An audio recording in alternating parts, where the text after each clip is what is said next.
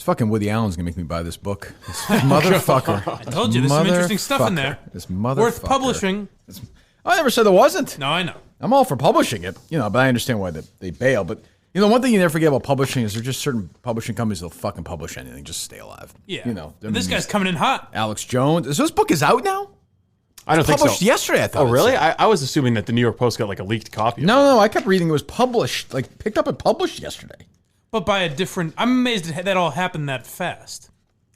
Oh, there's money to be made, right?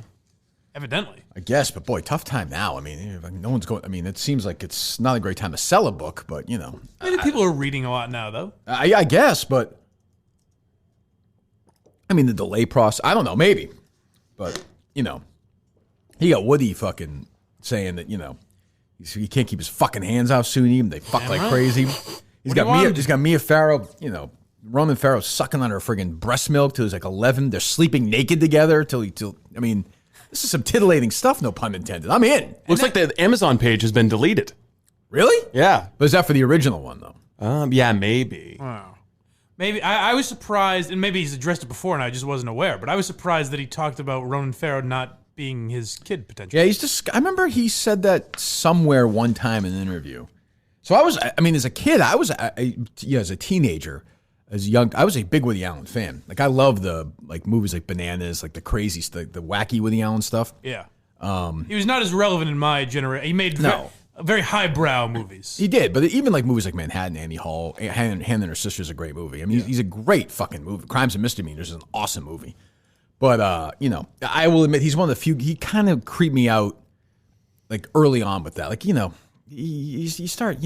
this kid since she was like a fucking, since she was born, basically. Definitely weird, but just weird. The heart wants what it wants, apparently. So apparently Skyhorse Publishing picked it up. They're the same people who did the Jeff Epstein book. Yeah. That's what surprised me is that he was able to find a new publisher and then put it out in that but it's out, right? It's published, am I wrong? You can get it at skyhorsepublishing.com for $40. Are they bookstores now? I'm not sure. I'm wondering how. I bet distribution is probably a little slow. I don't think Woody Allen's memoir is an essential service. I guess not. Hey, Ronan Farrow wouldn't come on this show, so go out and buy Woody Allen's. Yeah, that's right. Woody can come on if he wants and talk to us about it. Yeah, that always made me laugh. What would your questions for Woody Allen be? I mean, I know what Mike's would be. Mine would be different. Yes. But I always like that press Strictly conference. comedy. That press conference. Yeah, my only mistake was falling in love with Miss Farrow's adult daughter. That was not bad Woody Allen, actually. Not terrible. Better than Jesus, I don't know what to do. She's so attractive. It basically sound like Woody used to call Howard Stern show and be horribly racist, which you can't do anymore. Certainly not on Howard's show, anyways. No, that's true. It is weird, though, when you see, like, we couldn't keep our hands off each other, this sexually charged relationship, and then that picture of those two individuals is not what you would expect. Guy's an animal. When you see this, yeah. I remember when Match Point came out, and it was kind of Woody's, like, sort of comeback in, like, 05 or 06. And Scarlett Johansson's in it. She's in the sex scene with that Jonathan, I forget the guy's name, the lead in it. And Woody Allen's directing it, and the sex scenes look so staged and weird. It's like clearly done by like a 75-year-old guy who has no fucking idea what he's doing. I've heard he's kind of like how Tarantino puts feet in all his movies because he's obsessed with feet. That Woody Allen has some of his fetishes in a lot of his movies. I guess. I mean, in Manhattan, which is a great movie, Manhattan. I mean, it's hard, I understand what people think of Woody Allen. I totally get it. I understand that. I feel the same way. In Manhattan, which came out in '79, his character is a writer, television writer, I think, who his wife left him for another woman. His wife's played by young Meryl Streep, leaves him for another woman, and then he starts dating a high school senior. Like in the movie, he just dates her, Mariel Hemingway. They just date and they just act like it's normal. Like, and he that was always his. And at the time, he based that off a girl he was dating who was like 18. Was that somewhat normal? Because there are a lot of like movies and song lyrics about older guys with like 16, 17 Yeah, I mean, it was less taboo. Yeah. But I mean, at the time, I think people even thought it was kind of strange. But yeah, I mean, it was not as bad as it is now. I mean, was Woody Allen ever huge because I know him now as like a well-respected stand-up comedian, but was he big in stand-up? Oh, my God, yeah. Okay. Huge. One of the biggest ever at the time. Like, huge albums. And he was a massive stage. Yeah, I had his old stand-up tapes when I was a kid. They were funny. I mean, now when you hear them now, though, I mean, they're fucking 50 years old. You know how that is. But he was a funny guy. He's got some issues, though. Is it just me, or does he kind of look like John Henry? He looks a little bit like John Henry. Yeah. They got like the same glasses and the Crypt Keeper same type? old. Yeah, a little bit. Yeah. Gee, what am I supposed to do? Stephen Murphy? How was I supposed to know that? I was looking the other way. What am I supposed? Jesus Christ, that's terrible. Tom, it's Cosby. How was I supposed to know that? These voices are Yorkie. They're in my head. Stop! Jackie Robinson was here for a tryout. Oh, I'm so confused. Woody Allen is John Henry. Let's go Red Sox. This Christmas. Linda, why don't you just slip that off right now? Yeah, I like that. Yeah, I like that. I'm just gonna go slip into the dark room and watch you have some fun. The Boston Globe $1. What a value. But it would be inappropriate for any of us to comment on the ruling. I don't know what to do with this Cullen guy. I don't think he's telling the truth. That's up to me. That'd be a great movie. Woody Allen directs Woody Allen as Henry. Would be a bizarre choice. Coming in the fall. The studio's like, we're making this movie for one guy in Boston? I don't understand. You're saying this is going to go on the Kirkman Hand Show YouTube channel, correct? Yes, Sam, you got to get this guy off the radio. He's a lunatic. He's hurting our ticket sales. I don't like it. You got to tell David to stop. There's a reason why they build those casinos. They go up all the time. You got to tell him to stop. He's got to split the eights. I don't care. I'm going on Philgar and Mass today. I'm going to do it. I don't care. Woody, he doesn't have a New York accent. It doesn't matter.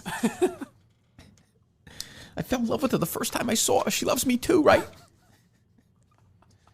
It's just all cliche Jewish. It's like, I don't know what happened on that yacht. I wasn't there that day. I wasn't there.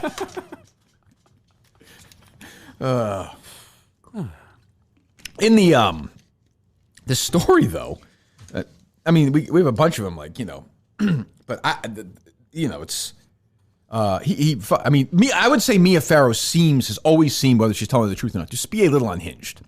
Oh, really? Yeah, yeah. She sent some weird videos. So is she, I don't know her at all either. Is she famous more famous because she was with Woody Allen and Frank Sinatra? Or would I know her from something? Well, she married Frank Sinatra. Yeah. She was in Rosemary's Baby, which was a massive movie. Okay. She was in The Great Gatsby with Redford. I mean, she was a big movie. So she was a big. star. Oh yeah. She was on her own, a big movie star. But then she just became a woman who was in Woody Allen's movies. Yeah. And like dated Woody Allen. Yeah, and was famously with Frank Sinatra right around Rosemary's Baby. So I think she was at least as famous for being with Frank Sinatra as she was for being an actress. But Rosemary's Baby was a massive, massive hit. I did like it. I think it was the one I sent that he was like, I forget if it was Mia Farrow or just someone from the family that was like, listen, we've said all we could say. We're not commenting on this anymore. We've tried. They've said plenty though. I mean, And by the way, I don't know if Woody Allen did this or not. I seriously have no idea. Neither do I. I don't really know. I don't know. Did Woody Allen write anything in the book about Ronan Farrow's dad? Yeah, he said we just talked about this. What are you talking about? Yeah, he says. I think he's mine. The Oscar-winning director goes into great detail about their ill-fated 13-year affair. That's Woody and Mia. And says he still believes Ronan, now an award-winning journalist, is his biological son, despite Farrow's suggestion he could be the child of her ex-husband, Frank Sinatra. I think he's mine, though I'll never really know. He writes, an apropos of nothing. What a douchey title. I feel like that's a Woody Allen movie in itself. A woman going between Frank Sinatra and Woody Allen. How can I compete with this guy? Yeah. He's a crooner. I can't sing. Speaking of which, I need to record singing tracks today for We Are the World. Yes. Have you done your part yet, Mike, or no? I have not. So Mike and I have a duet. Yeah. So we can do that today. Yes, we can all record, yeah. All right. Oh, what part are you? I think I'm the opening person. Huh? The first Lionel Richie? Yes, yeah. There comes a time when we heed a certain call. That's you? Oh, you just did it for me. When the world must come together as one. Kevin Meaney, the comedian, did the whole thing by himself once in a bit. As a kid, I thought it was great. Kevin Meaney, he's dead, right? Yeah. I always thought he was kind of funny. I liked his voice. I haven't heard a lot of his stuff, but what I've heard as a kid, I thought funny. It was funny. Yeah, And he must have, he came out late in life, so it must have been a tough life, I imagine. Came out sexually? Yeah. Oh, I didn't know that. He was gay, but he only came out in... Oh, toward the end? Yeah. How did he die? At some point. I forget. I don't know. He was sick, but I'm not sure how, yeah. I didn't know that. All these guys die young. Yeah, he accused me of being screwed up and potentially molested. Alan describes Mia's family as rife with extremely ominous behavior that swelled in the years I knew her. Can you accuse someone of being molested? Well, the star's brother, John Charles Farrow, was sentenced to 10 years in prison for molesting boys. Alan writes he heard a rumor early on that Mia's brothers had been aggressive with the Farrow sisters. And the Farrow brother, who is now serving years in prison for child molestation, said that her father had molested her. Jesus. These are weird. I mean, so Ronan Farrow's name was Satchel as a kid. He changed his name because he hates Woody Allen so much. She took him into her bedroom, her bed, and insisted on breastfeeding him. This is Mia and Ronan Farrow. She kept telling me she intended to do it for years, and that anthropological studies have shown positive results from tribes where breastfeeding goes on much longer than the Upper West Side. Years later, two very professional, perceptive women who worked in Mia's house described numerous incidents, reported seeing Mia sometimes sleeping in the nude with Satchel, now Ronan, a number of times he was 11 years old. Certainly an odd household.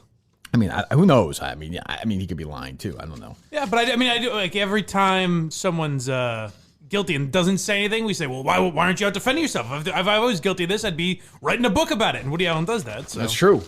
Gotta give him some credit. It's good. New York Post is thrilled. There's some fucking else to write about in this stupid coronavirus. Skyhorse is getting ready to publish Bill Cosby's new memoir as well. That's true. I was thinking of that when I saw this, and I remember yesterday when we were talking about that QAnon, and the guy called about QAnon with Oprah and all that. Chicken and beer? Chicken and... What? This Frank Conan guy's addicted to pills. Print it. I don't care. Get a hole on it. Jared Remy? Jesus. If Carabas likes us, we're going to bring in the young kids. Carabas is terrible, but that's okay. He's a bore. Who cares about a stupid therapist? What were you saying? About what? You had said yesterday when that caller asked about QAnon and the Oprah stuff. Elvin. Yeah. When he asked about the truth. The truth of the coronavirus situation. Yes. Everything going on. You'd made a joke like it's a good time for that to happen because everyone's focused on. I would think we're almost getting to the point where the opposite's going to be true, where a minor news story it's like, well, at least we have anything other than coronavirus to talk about. Oh, no, now's the time for news dumps. Absolutely. I think we're still there, yeah. Yeah. I don't think we're there yet. Maybe in a week or two. Yeah, no, I think coronavirus is still like the it's just black getting hole. Exhausting. Well, the president, according coronavirus. to my president yesterday, President Trump and the First Lady, Kirstie Alley, he said that we're all set. We're back to work in a couple of days. I like that. That's what I like. Some good It's optimism. looking like it's heading to 50,000 or more deaths, not cases, 50,000 deaths, which is, that's a lot. Thank you, Mr. President. He's not wrong. But he said, he's like, we gotta get back to work very soon. Very soon. The cure can't be worse than the disease. The what? The cure can't be worse than the disease. That was his line. The cure? Yes.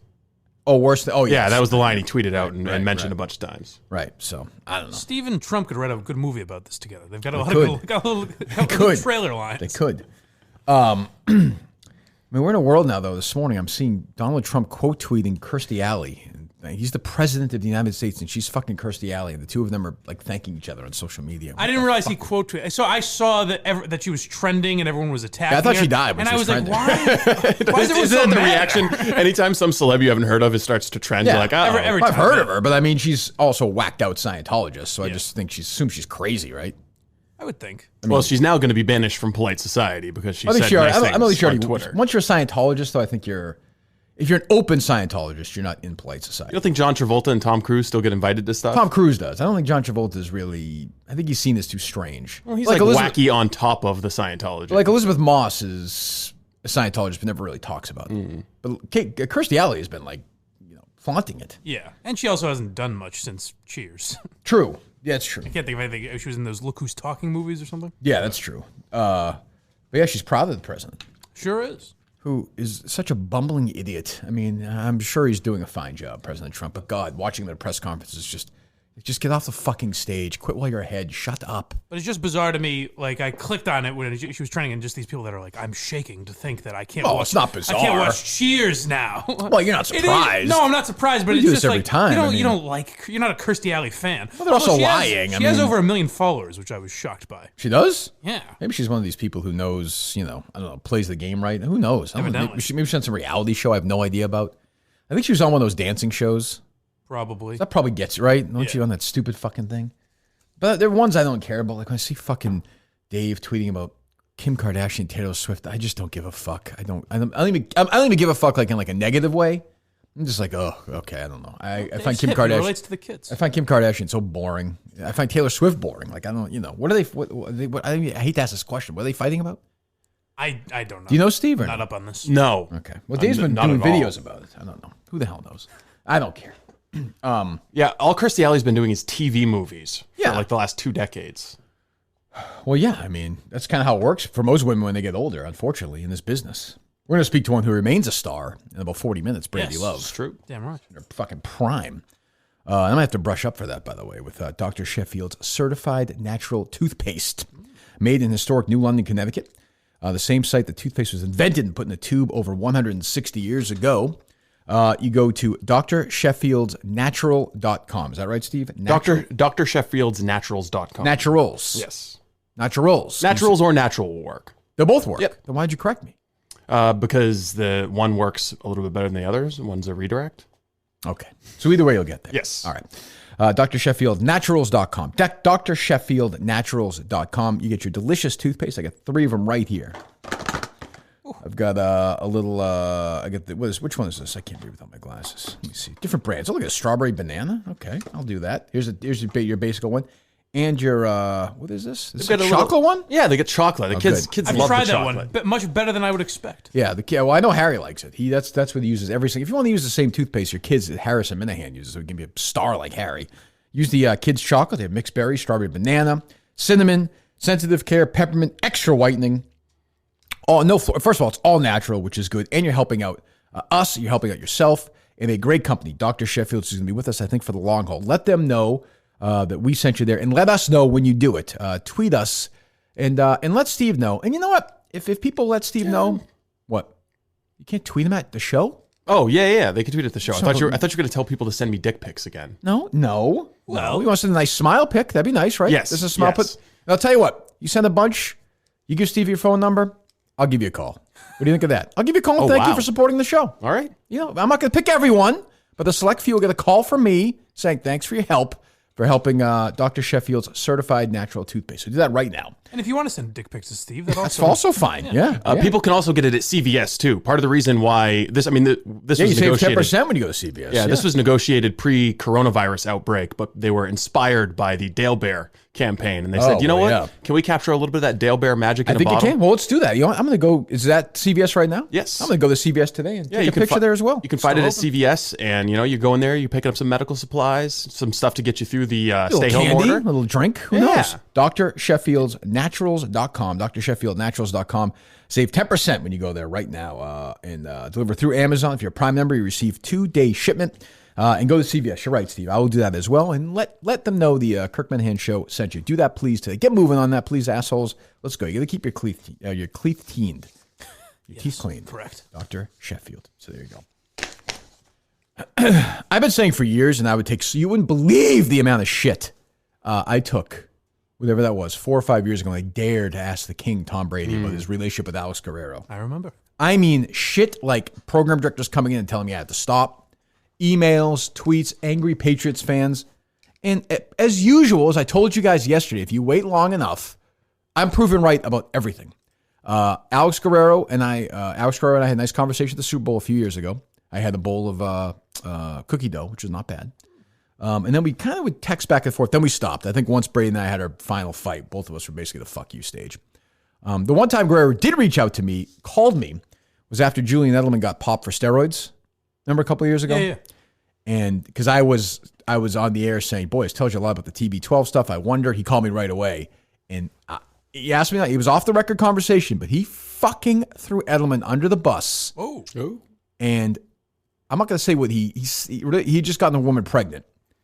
And Guerrero referred to Guerrero that or woman. Edelman? Edelman. Okay. Guerrero referred to that woman in a manner I would not a woman I had got knocked up referred to as. That's what I would say. I would just say very not polite. Not polite society. Not polite society. I like to hear that. And I thought, oh, that's strange. I thought they were all buddies, but but that's what happens when they get on the fence. I think Brady is somewhat brainwashed by the snake oil salesman Guerrero. And if you don't know the backstory of Alex Guerrero, and surprisingly, a lot of people probably don't. If you're not in Massachusetts, I don't think people know the real. Well, if you're not in Massachusetts, if you're not an EI listener, not a lot's been Football written. fans know the name, I think. Yeah, but not a lot's been written, you know, or said. Guerrero made his history doing infomercials hawking cancer cure medication. Got his license stripped. Was never a doctor. Went to some bullshit college. Was going on these, like I said, doing these half-hour infomercials talking about curing cancer and MS and fucking all this stuff. And then he and Brady concocted this bullshit concussion juice, which they had to yank off the shelves because it sounded so stupid. I had Brady on, and Brady and I went back and forth, and I thought it was good. And Brady never liked me after that because you don't challenge Tom Brady. Like, that's not how it works. You have to kiss his ass like Jim Gray or Jerry Callahan or whoever Brady will do his terrible interviews with going forward in Tampa Bay. Right. Thank you. But Brady is part of and I've said this to Jerry, and I would fight on the air for years over this. Brady's post-playing football career is going to be a disaster. Nobody's going to buy this TB12 stuff. Everyone knows it's a con. Everyone knows it's bullshit. And you know what's going to happen now? And as usual, I'll be proven right, because I could see these comments last night. We'll play it in a second. The comments underneath this stuff, the fucking fans in New England are not going to put up with this bullshit anymore. They're going to be like, he's not a fuck, Patriot anymore. Fuck you. If he'd stuck around as a Patriot, he might have had a more successful post. Fuck you and your career. Botox-filled face and your stupid concussion bullshit juice. He's got this vacant look in his eyes. He always has. He just doesn't even know what he's saying. He always has. He thinks he knows. You know, again, he used to say the cure to sunburns is to drink a lot of water. He would just say stuff like this, and people would believe it. And that was He's like Jerry Gwyneth would believe Paltrow. it. Yeah, he is. He's exactly like he's like these guys, and I don't think he thinks. I'll say this: like I don't think he's a bad guy. I don't think he thinks he's peddling bullshit. Guerrero does. Guerrero's dangerous. Like Guerrero's a fucking knows what snake he's oil, doing. total snake oil salesman. Has a history of doing this. He's had shaky financial stuff. Has been bankrupt a bunch of times. Is it the FTC's looked into him forever? Is it the FTC? FDA. FDA. What's the FTC? I think you're thinking the FTC, the Federal Trade Commission. Yes. Well, FDA. Yes, FDA. Yes, has looked into him. And Boston Magazine actually did a great story about it a few years ago. No one else really has about Guerrero's history. It's worth reading if you haven't. We'll find it. And now Brady, when at the worst time, the worst crisis in medical history since 100 years? Yes, Probably, there are people drinking fish tank cleaner that kind of sounds like chloroquine in order to prevent themselves from getting coronavirus. It works. I used it. It works All right, pretty I'll good. go home and drink some I had later. some this morning. Yeah. Oh, awesome. Yeah, not bad. Anyways, people are looking for any type of cure, any preventative medicine, doing anything they possibly can to keep themselves healthy in the middle of a plague. And this lunatic, Brady, who was snapped. He's lost his mind. Who, by the way, to me looks like his face is frozen. I don't know. Yeah. I don't know if he's. I'm not sure That's what's going on. That's part of the Very handsome man. That's part of the Doesn't seem- vacant, just empty stare he has. He's always been empty, though. Like I said, he's always been very nice and very polite and everything. And I had him on a lot of times. And, he didn't like me because I dared to ask him occasionally a tough question. But he just wants to have his ass kissed and be in this pretend positive mindset. He is a lunatic. See, I'm wondering if I'm So a is homer. so is Guerrero. Because you sent that to me yesterday and I watched it and I was like, what a fucking scumbag. I hate this guy now. But I'm like, if he was still a New England Patriot, would I just be like, meh, it's fine. I don't know. I mean, I know on my end, I took a lot of shit for that. And it wasn't even, I didn't even think the interview was that contentious. I just went and talked to Brady. Well, it's contentious on Brady's end. I almost wish we could play it. Because I just basically said to him, like, did you know about this? And he's like, oh, I didn't know about that. And I was like, well, you went into business with this guy? Is this the one where he wanted to stay on longer? Like, Yeah, you we guys talked for like an 45 hour? minutes. Yeah. Yeah. He's like, oh, I don't know. I don't know about that. I'm thinking, well, how do you're in business with this guy. You don't know about his history with the FDA and with this fucking bullshit peddling juice and curing cancer and all this bullshit. And, I don't know. Well, Brady started to become a guy, even just with football, not to get too inside football stuff, but like he preached going to OTAs for years, and then he stopped doing that. He was the guy who took less money so the team could be under the salary cap. Now he signs for $30 million. I got no problem with that. I do a little bit because it's just, what I said for the last 20 years, that was bullshit. Now I'm a big star, and I kind of want to do what I want to do. But he got paid. Now we care if a guy makes money? Because that was his philosophy for so many years. I want to take less money to help the team. Now he's 43, and he's going to take more money? Yeah, but I think he just wanted to hurt go. the team? I mean, I don't want to get in the debate, but I think he was sick of Belichick. I think he just wanted to leave. Yeah, I don't have a problem with him cashing out on football. I do have a problem with him hawking fake coronavirus. But that's and he's kind of doing that's this. what I'm saying is he's becoming more of a hypocrite as he gets more and more famous. I guess, but the OTA I mean, he's doing this 43 years old. He's doing this coy thing where he's not coming out and saying No, this that's will the heal worst part of it. coronavirus. That's He's the worst saying part of it. these are Right. panicky times and everybody needs to stay healthy, so you should take some zinc. I mean, if you listen to this video on its own individually, it doesn't sound horrendous, but when you put it in the context of what's going on, it's And the other thing is, you watch this video, and then every website you go to for the next 24, 48 hours will be saturated with TB12 ads. Any website I went to last night, I was just getting fed TB12 ads. No, I don't about mind. Look. This is a capitalist. I'm not going to kill him. He's trying to make money, but it just seems so. You know, it's bullshit and it's tawdry and it's cheap. Well, yeah, it's a capitalist society, but there are also rules against fraud to protect good capitalism. Well, we know that because Alex Guerrero has been exactly. But they're not really. That's the thing. They're skirting around. Exactly. They're walking. What a fine they're telling line you to do here. is fucking drink water, and they're charging you zinc and charging probiotics. You fucking $50 to put powder in it. It's just anybody who does it's a fucking dipshit. But I mean, I don't know. Listen to this idiot. Hey guys, I hope you're staying safe and healthy out there. Thank you. I just wanted to share with you all some of the tips that we at TB12 put together. We're in a tough moment, but I know we can overcome it, and just taking some of these small steps What are they? can really make a huge difference in your life. They have in mind. I try to live by them every day. What are they? And not just in moments of crisis, but we have one body, and we're going to do the best we can to take care of it. I'm with you guys. You got my support, and I know we're going to get through this together. I counted at least 3 references to coronavirus there in 30 seconds. 3 veiled references. Tough times. I mean, tough times, moments of crisis. We're going to get through this. Why does he just say all the tips on right there on Instagram? Yeah, you got to pay for it. Why does he? What does he link to there? He links to that article I printed out for you. Okay. Yes. By my count, it's sleep. Take zinc. Keep a positive mindset. Probiotics, yes, which is easy. Have those. Little, probiotics are a scam pill by themselves. Eat vegetables and fruits. Yes, eat vegetables and fruits. Yeah. It's all. It's Botox injections. It's perfect Guerrero style fraud. Make $30 million a year. Marry somebody worth $1 billion, and then you're all set. Doesn't seem that difficult. Your head knocked around for 20 years. Yeah, who knows? Sleep also. I didn't even think of that. But it's just so tawdry. I mean, it really is just so shady. And they're gonna, and I have to admit, I can't wait till the day he and Guerrero are taken down. Someone's gonna expose them, especially Guerrero, for the frauds that they are. It will be fun to see FDA agents frog walking them out of their mansions. It'll be true or not. Brady will get away with it because it'll be. I didn't realize he fooled me. He conned me. The Guerrero plausible deniability. That's what I think it'll be. Yeah. I mean, but I think even the general public will be like, well, I mean, what? How could you possibly be fooled by a guy who's done this before? Yeah. You know what would be fun to do is buy a bunch of their supplements and then take them to an independent lab and get them tested. Because a few years ago, there was some newspaper did a bunch of supplements and they found out that a lot of them were like sawdust and just, of course, they were just all bogus supplements. Yeah, I just texted you Guerrero's number. Let's give him a call. See if he wants to play ball this morning. It's like if the Firefest guy came to you with an idea for a concert and you're like, oh, all right. The sound of this. It's amazing how he fooled Brady. But I mean, I guess not. It's worked for Brady. Who knows? Maybe this stuff actually works. I haven't tried Yeah, it. zinc coming soon to a Trump press conference. I say the TB12 method didn't really work for Rob Gronkowski, but no, or others hasn't worked for. Pretty much anyone else other than Brady.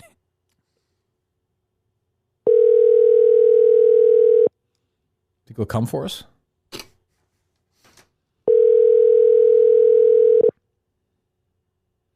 Been forwarded to an automatic voice message system. I'll leave him a message? Nah, it's fine. Maybe I'll try him later on. I'm sure he'll come on. But I just think it's not surprising. It's also like you fucking at this point, like you've made enough money. I don't know. Today's gonna have a press conference. I would have said to Tampa, like, I'm gonna sign. I'm not gonna make a fucking thing out of it. Right now there's shit going on. Let's just lay low. We'll announce we signed, and then we'll talk in 5 months. Like, why do you have to do anything? It just seems so weird. That is the other thing, too. You mentioned, like, how now that he's not a Patriot, people aren't going to take his shit. Like, Kraft wanted to keep Brady to protect the brand. I'm surprised Brady didn't think more of that. Like, that's not... TB12 is not going to be a global thing, but it could have been big in New England, maybe, if he stayed. Well, I think it could have been bigger all around because he would have had his dedicated little fan base. Like, the New England Patriots, who grew up loving Tom Brady, are not just going to turn to... Yeah, but I also like those people are not going to buy $150 things of powder. No. They're just not. Like, that TB12, Jerry used to always be, it's going to be the biggest thing in the world. I was like, it's really not. Well, you'll get the first round of people that do it to be funny, kind of, like to put on Instagram. But that's already like, happened. Look what I bought. Yeah, that's gone now. They're not going to do it a second time. Yeah, like people, it was for housewives, really. Like, it wasn't for hardcore football fans. They looked at it as bizarre. They were like, it's part of taking Brady. For all the great about Brady, there's some weird stuff. This is one of them. I'm not going to participate in it. I like him as a player. I think maybe he's thinking if I go to Tampa, I branch out, it gets bigger. Maybe. That's probably what he's thinking. Yeah. But you have those 90-year-olds going. It just doesn't. It's not going to work. It's too weird. I don't think people in Tampa are going to be the dedicated, diehard Brady fans. I think Brady's going to have a very complicated relationship with the fans in New England after this. What do you think his check looks like from TB12? I don't think it's as big much as you think. It hasn't made that big of an impact. I do also think you're overstating. $100,000? I think fans are going to be fine when he retires. Supply chains. What do you mean? I don't know. No one's going to give a shit about this when he retires. Which depends on how he acts. It'll just be he won 6 Super Bowls, you know? It depends. He's going to be mostly quiet. He's not going to be a controversial guy. But I don't think he's going to have this authority. I don't know. I don't know that. I think he's going to get wackier and wackier with this medical stuff. I think 15, 20 years from now, they're going to be like, this guy's a fucking lunatic. A great player. They're going to look at him like people looked at like Steve Carlton or something. Just but like even now, if you're not paying attention to him, you don't think of him as this crazy guy. You just think of him as Tom Brady, quarterback. You know what I mean? I think it's going to be like, I think he's going to be looked at like Tim Thomas. Like, I think he's going to be looked at as now on a higher level as a player. Right. But I think they're going to be like, this guy is a lunatic. Not even particularly dangerous. Like Steve Carlton would say, like crazy, like anti-Jewish, like not like that, but just boy, he's a fucking whack. Great player. He's going to look weirder and weirder. I think he's going to have a very strange post-playing career. Doesn't mean he won't be loved by the fans. He will, but he's not going to be. People are going to be like, he's just strange. He's just strange. Yeah, I just think people are going to overlook a lot of it because it's going to come back to 6 Super Bowl. The only time you're really going to talk about Brady in the future is highlights. It's not going to. I don't think he's going to create a lot of news when he's. I do. I think he's going to say weird medical stuff. I think he's going to get weirder and weirder as it gets quieter and quieter in his life. I want to hear him go on Goop.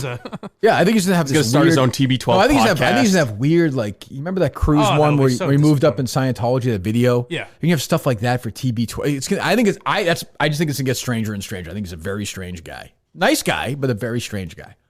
It'll be disappointing. Disappointing to watch. Well, it'll be fun. You really want him to just go. Who cares? Why? Because he was a good player? Yeah, it's just like I have no issue with him now as a guy. Like I enjoyed watching him play. Well, I don't either. That's pretty much all I think of him as.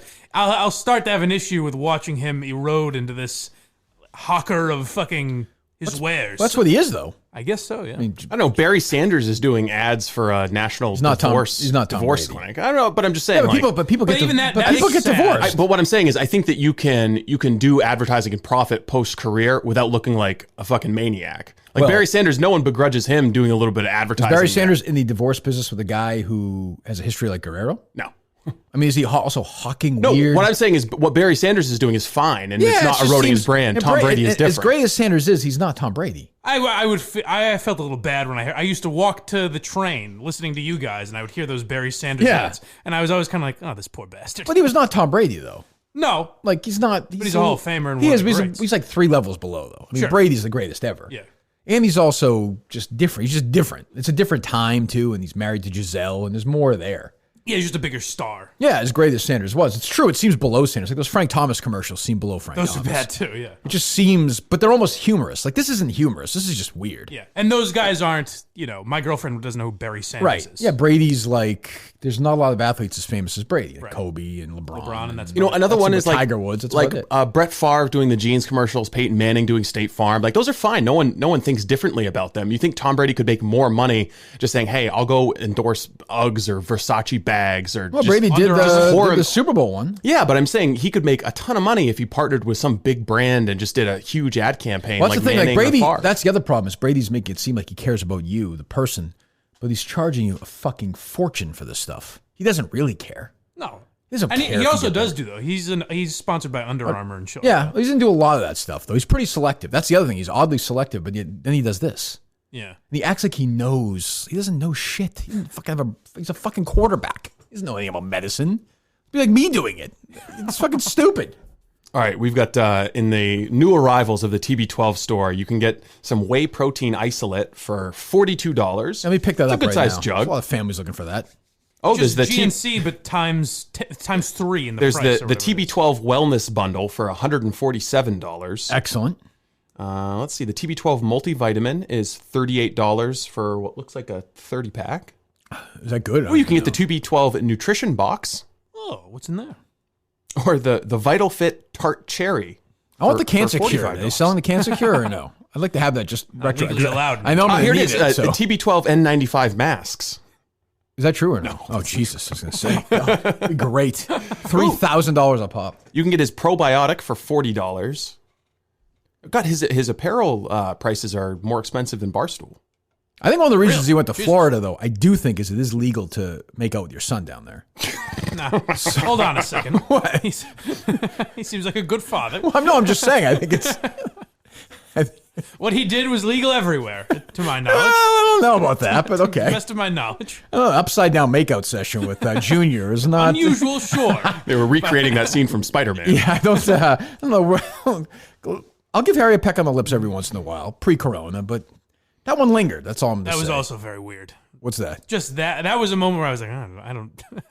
It's okay. What do I say about this? I defend him. I'm breaking. He loves his kid. What are you going to do? It did seem odd. Well, it was just weird that he was like, what do I get? Remember he said that? It's like, I'm like, oh, now we're bargaining for this? Like, all right. So you think it's strange? Club us all the time, raping boys. So you think it's strange to make out with like one of your parents, you're saying? Yes, I do. You guys skip the kissing. Yeah, right. All business. Right. Flip it over and find the flap and get to work. I haven't done this in a while.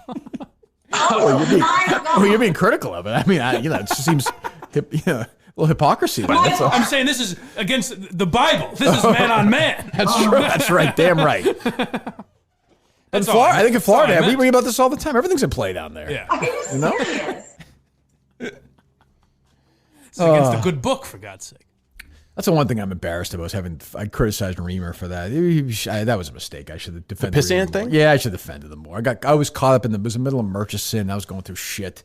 I should have been better. I've apologized to Alex. I should have been like, fuck you. Like, he said a stupid fucking thing. He's a dumb kid. So what? I also understood what you meant, though. But she really wasn't in the show. That was really my biggest issue. So she really wasn't on like that in the show, though. I thought that was going to be a breakout moment for Reamer.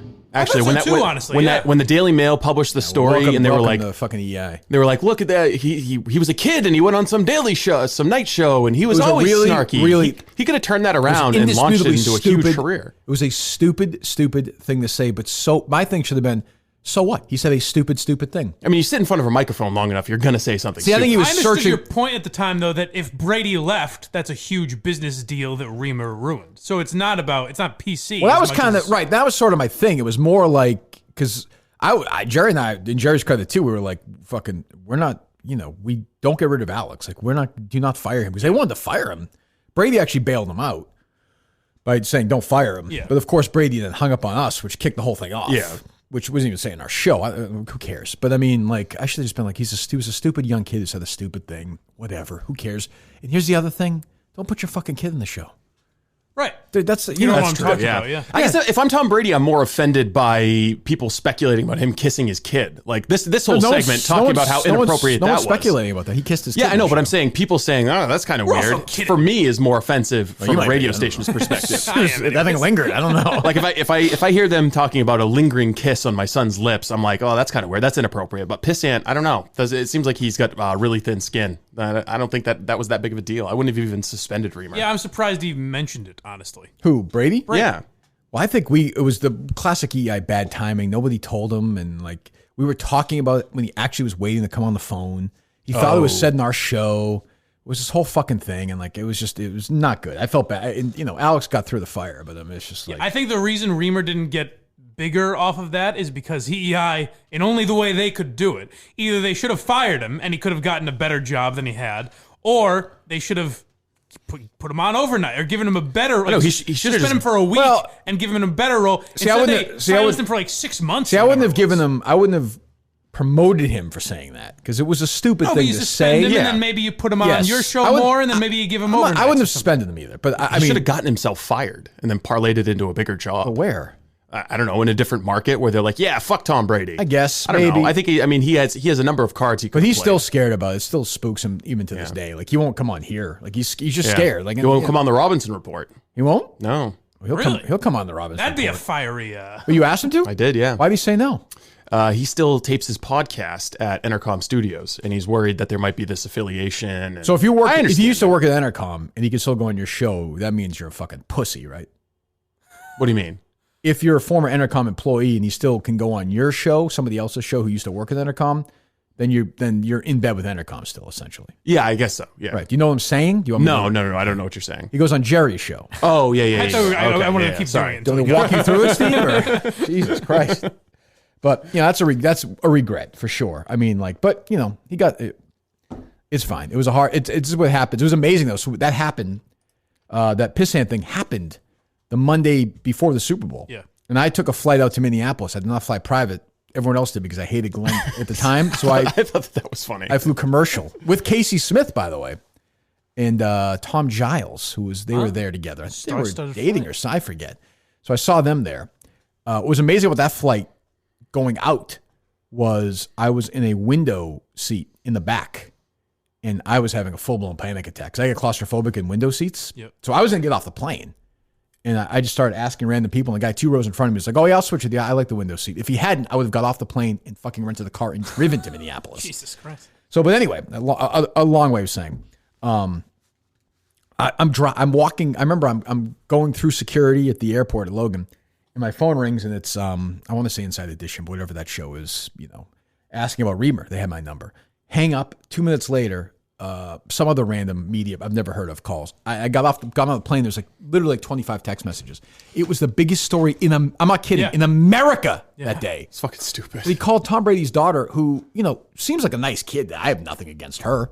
A pissant on a reality show that Brady authorized. Put her on as a character. By the way, she seemed perfectly nice. That was what really hurt Reamer in a lot of ways, was she was nice on the show. She was like a kid.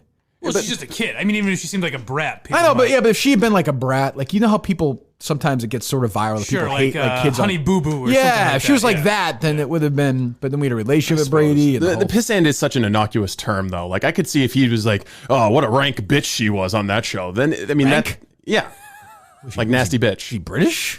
But I mean, pissant's almost like a British term. Try and think if a human being said something like that. It's a weird word to say, pissant. Yeah, but it seems harmless.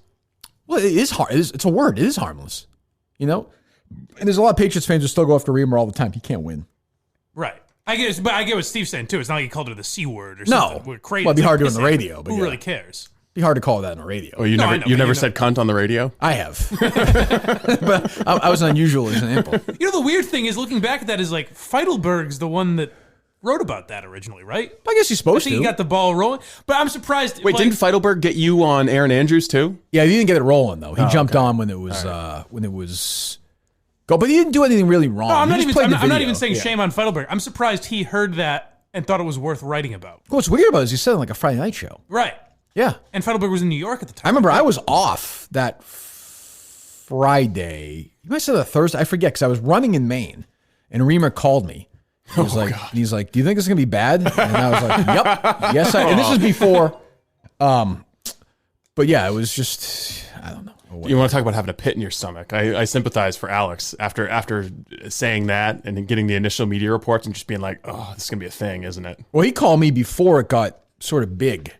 And I was like, this is what I would do all the time. I was like, yep, this is going to be big. He's like, you think so? I could tell he knew it was going to get big. He was trying to, I was like, trying yes, to convince himself. Yes, it will. Yes, it will. Yes, it will. And it got, and it became a thing. And it was driven by, you're right, Feidelberg, but also somebody in that parody Patriot world.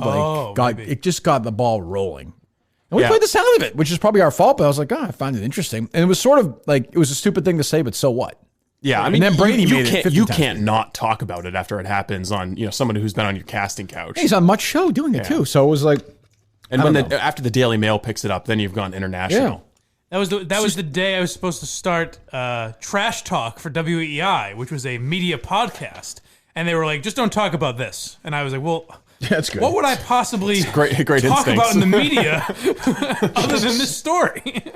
I used to tell him this stuff all the time, though, even with the Aaron Andrews thing. At the beginning, it got big. And they were like, what should we do? What do you think? I was like, suspend me. Suspend me for 2 weeks. Suspend me and say I'm a fucking idiot. Yeah. And they're like, well, we're getting a lot of blowback from fans who like you. And then they're like, go on and apologize. Did that terrible apology. Like, what should we do? I'm like, suspend me. And they're like, well, and then they had to fucking eventually suspend me. I'm like, if you suspended me fucking at the start, none of this would have happened. And I wouldn't have cared. You suspend me for 2 weeks in the summer. I'd go away. I'd come back. It'd be over. Radio can't do anything right. They cannot do anything right. No. That's why I had a problem with that Kevin Bean thing. Like, in theory, that particular situation maybe wasn't handled the worst, but it's just, when you look at the way radio handles everything, it's so fucking awful. They do everything wrong. Smith's Cheese is everything right. Smith's Country Cheese. New England's everyday artisan cheese. The official cheeses of Podcast Cheese. I'll make the same deal with you I did before. If you go to smithscountrycheese.com, click on that shop tab, to order your cheese or gift box, order online using code KIRK, K-I-R-K, for 10% off all orders over $25. You tell Steve Robinson, you tell the Kirk Minahan Show, you tweet at me that you did it. I'm gonna reach out to some of you guys and thank you. I will call you myself. You can have a conversation with Podcast Jesus himself while eating cheese. I will call you. Let us know that you ordered it. SmithsCountryCheese.com, award-winning cheese, all the kinds you want. Mike Geary promised yesterday during the reading to have a brand new cheese pun for us, so let me hear it right now. Did I say that yesterday? He's the best, isn't he, folks? Keep him around here for nothing.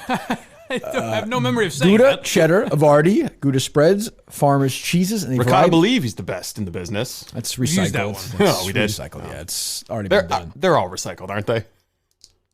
I don't know. Well, I mean, some kind gotta of be original one out cheese joke. That'd be fine by me. Hormone-free. All the cheese is made in the family farm, consisting of 200 cows. They need their support now more than ever, they're telling us. With restaurants, other stores closing, small businesses like Smith's Country Cheese has seen a dramatic drop-off in wholesale orders, so help them out. Help yourself out, too. Nothing wrong being at home with a couple of nice, things of cheese for a few weeks. I mean, you can't beat that. Call the shop, 978-939-5738. 978-939-5738 to order a gift card to use at a later date if you'd like as well. So there you go.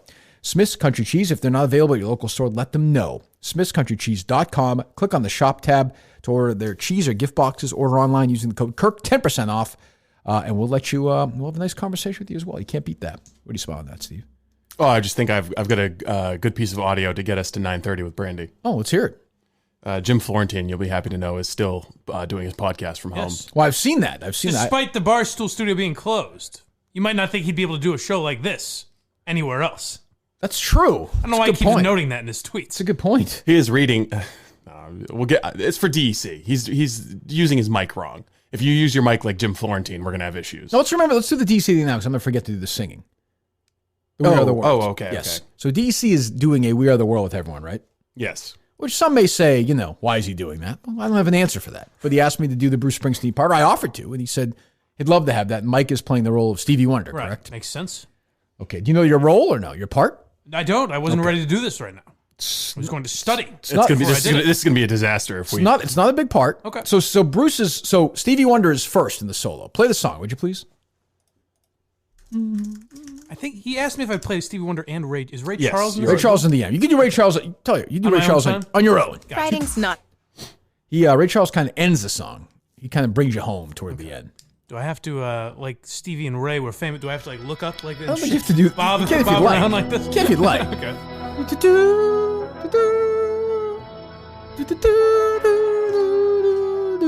I'd say I heard this song as a kid 75 million times. I could tell you who's coming up, everything. So you're early here, by the way. Okay. Just want to give you a little taste of what comes up. Ready? So Lionel Richie's first, then Stevie Wonder. This is Lionel. So you're coming here. Ready? No, you have to sing it yet. Oh, so we get a little duet here. You do. If I'm Lionel Richie. So here you go. Ready? There are people dying. All right, stop. So basically, Steve is Lionel Richie, right? There comes a time when we heed a certain call, when the world must come on, Mike, together as one. Then there are people dying. There you go. Okay, ready, Steve? Can you handle it or no? Yes. You know your part? Yes. Okay. So you just do it like this, and then we'll move on to the next part. Yes. All right, go ahead. There comes a time when we heed a certain call, and when the world must come together as one. Cut. Steve said, Mike, you said, and the world must come together. When the world. Right? Gotcha. I feel like Quincy Jones now. Very excited. And Steve, I hate to be an asshole. I can't sing. Not even that, but put a little fucking, I can't show me a little leg. I mean, country people are dying here. It's, you seem embarrassed by it. Embrace it. Let me stand up a little. I got to get my diaphragm open. 3, 2, 1. There comes a time when we heed a certain call, when the world must come together as one. There are people dying. Perfect. Cut. I like that. Ready? Right. So then you go on to Bruce. Bruce just has if you move up a little bit, Bruce has a solo where he just does a We Are the World, We Are the Children, which is Bruce fucking booms on this solo. All right. Do you have it, Steve, or no? It's like a minute up from now. I got to try and tell the difference between Willie Nelson and Bruce. Right into Steve Perry. There's a choice we're making. All right, hold on. All right, are you going to be able to do that? I think, I've never done an impersonation of Bruce singing We Are the World. Come on. I don't know if I can or not, but I know I have done it about 50 million times. Can you do it when Mike's sober? It's a good question. Give me one of you guys be Al Jarreau leading into it, please. It's and so we all must lend a helping hand. All right. Must lend a helping hand. We are the world. We are the children. There we go. That's pretty makes good. you feel good. That's pretty good. All right, so you got to move up now, and then Bruce and Stevie do a duet. Okay. Which is pretty intense, I have to say. I have to say, based on the amount of words the three of us are saying so far, he's going to need a lot of different people involved. It sounds like he does. Well, I'm pretty sure that was the whole idea of the We Are the World. So weird that collaboration. DC's doing a song that says "We Are the Children." Does that seem? No, actually, it seems like it's a really good fit. And by the way, ironically, USA for Africa was for feeding children. Hairless boy. So I mean, it's another irony right there. Just based on the Imagine video, it's going to be a lot of work to get all these people. So Stevie's up first here. We are the world. So I'm the second. No, you're the first. You're first. You're going first. To make a breath is you. Then it goes on to Bruce. There's a choice we're making. Yeah, we're saving our own lives. It's true, we make a better day. So you got to do that in the background there too, though. You hear Stevie there? Oh. You got a lot. So you got a lot going on. They did give us the toughest one. So Yeah, you're leading him, and Kirk is going to echo you. We'll just do it quick because we'll have Brandi on here. So We're gonna quickly do our version of "We Are the World." Then we'll have Brandi Love on, and then we'll complete it after. Okay. Does that make sense? I'm going to need a little bit of a Stevie Wonder head bob from you. Okay. So I might help you. So we are the world. We are the children. So it's we are the world. We are the children. We are the ones who make a brighter day. We are the ones who make a brighter day. So let's start giving. Okay. There's a choice we're making. We're saving our own lives. It's true. We make a better day. Just you and me. Got it. All right. Go ahead. All right. We are the world. We are the world. We are the children. We are the children. We are. Oh, Jesus. Pick it up right there. Okay. We are the ones who make a brighter day, so let's start giving. There's a choice we're making. Oh, Jesus. We have to stop. No, that's good. That's good. No, that's got to be good. No, that's quirky. I would try. We're off to a good start. Well, let's you want to give Brandi a ringy ding ding? Can we could take calls during this as well? Yeah, I can open it up to now, take will calls. Steve be as feisty with Brandi as he's been with me? Because Brandi is much more. He's gonna go easy on Have her you seen this, she's got Steve? a vagina. Have you seen this, Steve? No, I have I can not. confirm she has a vagina. Is she a truther? She's a big time anti. She's a corona flu, tough she's guy? a flu. Oh. She's an F cubed. I think Steve's gonna go easy on her. I think so. Go easy on the broad. It'll be the first time. Ooh, my voice. Jeez. I don't know how Bruce does it. I know. With my velvety smooth speaking pipes, you'd think I could sing a little bit, hold a note a little bit. Did you hear Stevie Wonder, Bruce Springsteen sing and wonder which one was... Good morning. Hey, Brandi, this is Steve from the Kirk Minahan Show. You're live to tape. Hi, Steve. Hello, Brandi. How are you? I'm doing great. Yeah. Sorry, we were just my sidekick here, Blind Mike Geary, and I are one of our listeners is doing a reenactment of We Are the World, and we're playing certain characters. And Mike, I know that sounds perfectly normal. And Mike is blind. Totally normal.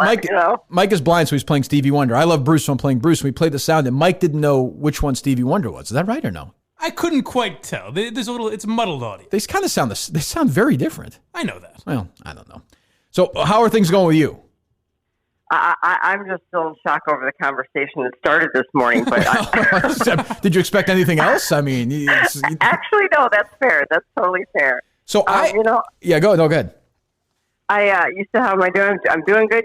All things considered, I can't complain. Well, so Steve and I have sort of babbled a little bit. The producer you just spoke to, you know, Steve. I think I am almost right in the middle of you and Steve, a threesome that I would never want to participate in, not because of you, God knows. But Steve is like on the super panic side of coronavirus. I think you're on the other side. I'm somewhere in the middle. Am I overstating that? I mean, you think it's serious, but you think it's being overblown. Is that a correct way of painting it, or no? I definitely think we should take it seriously. Look, any illness of this magnitude needs to be considered serious. I just think that the media is fucking us all up, to be honest with you. Brandi and I agree. We both agree that the media has been reprehensible throughout this entire thing. Oh, it's absolutely disgusting. But I also think, and I don't know if you guys do, but I absolutely believe there's a political agenda to all of this, which makes me even more sick. Well, I think, but I think I do agree with you, but I think it is, unfortunately now, and like, so I love, there's nothing I like better than reading partisan stuff on issues, whether it's on one side or the other. But when it's stories like this, like I find like the extreme left and the left is doing this because they're trying to fuck Trump over. They want him to win. I totally agree with that. But yet at the same time, the extreme right, I find you can't find the truth on there either right now when it comes to this stuff. So when I read any story, I don't know which way is up on this thing.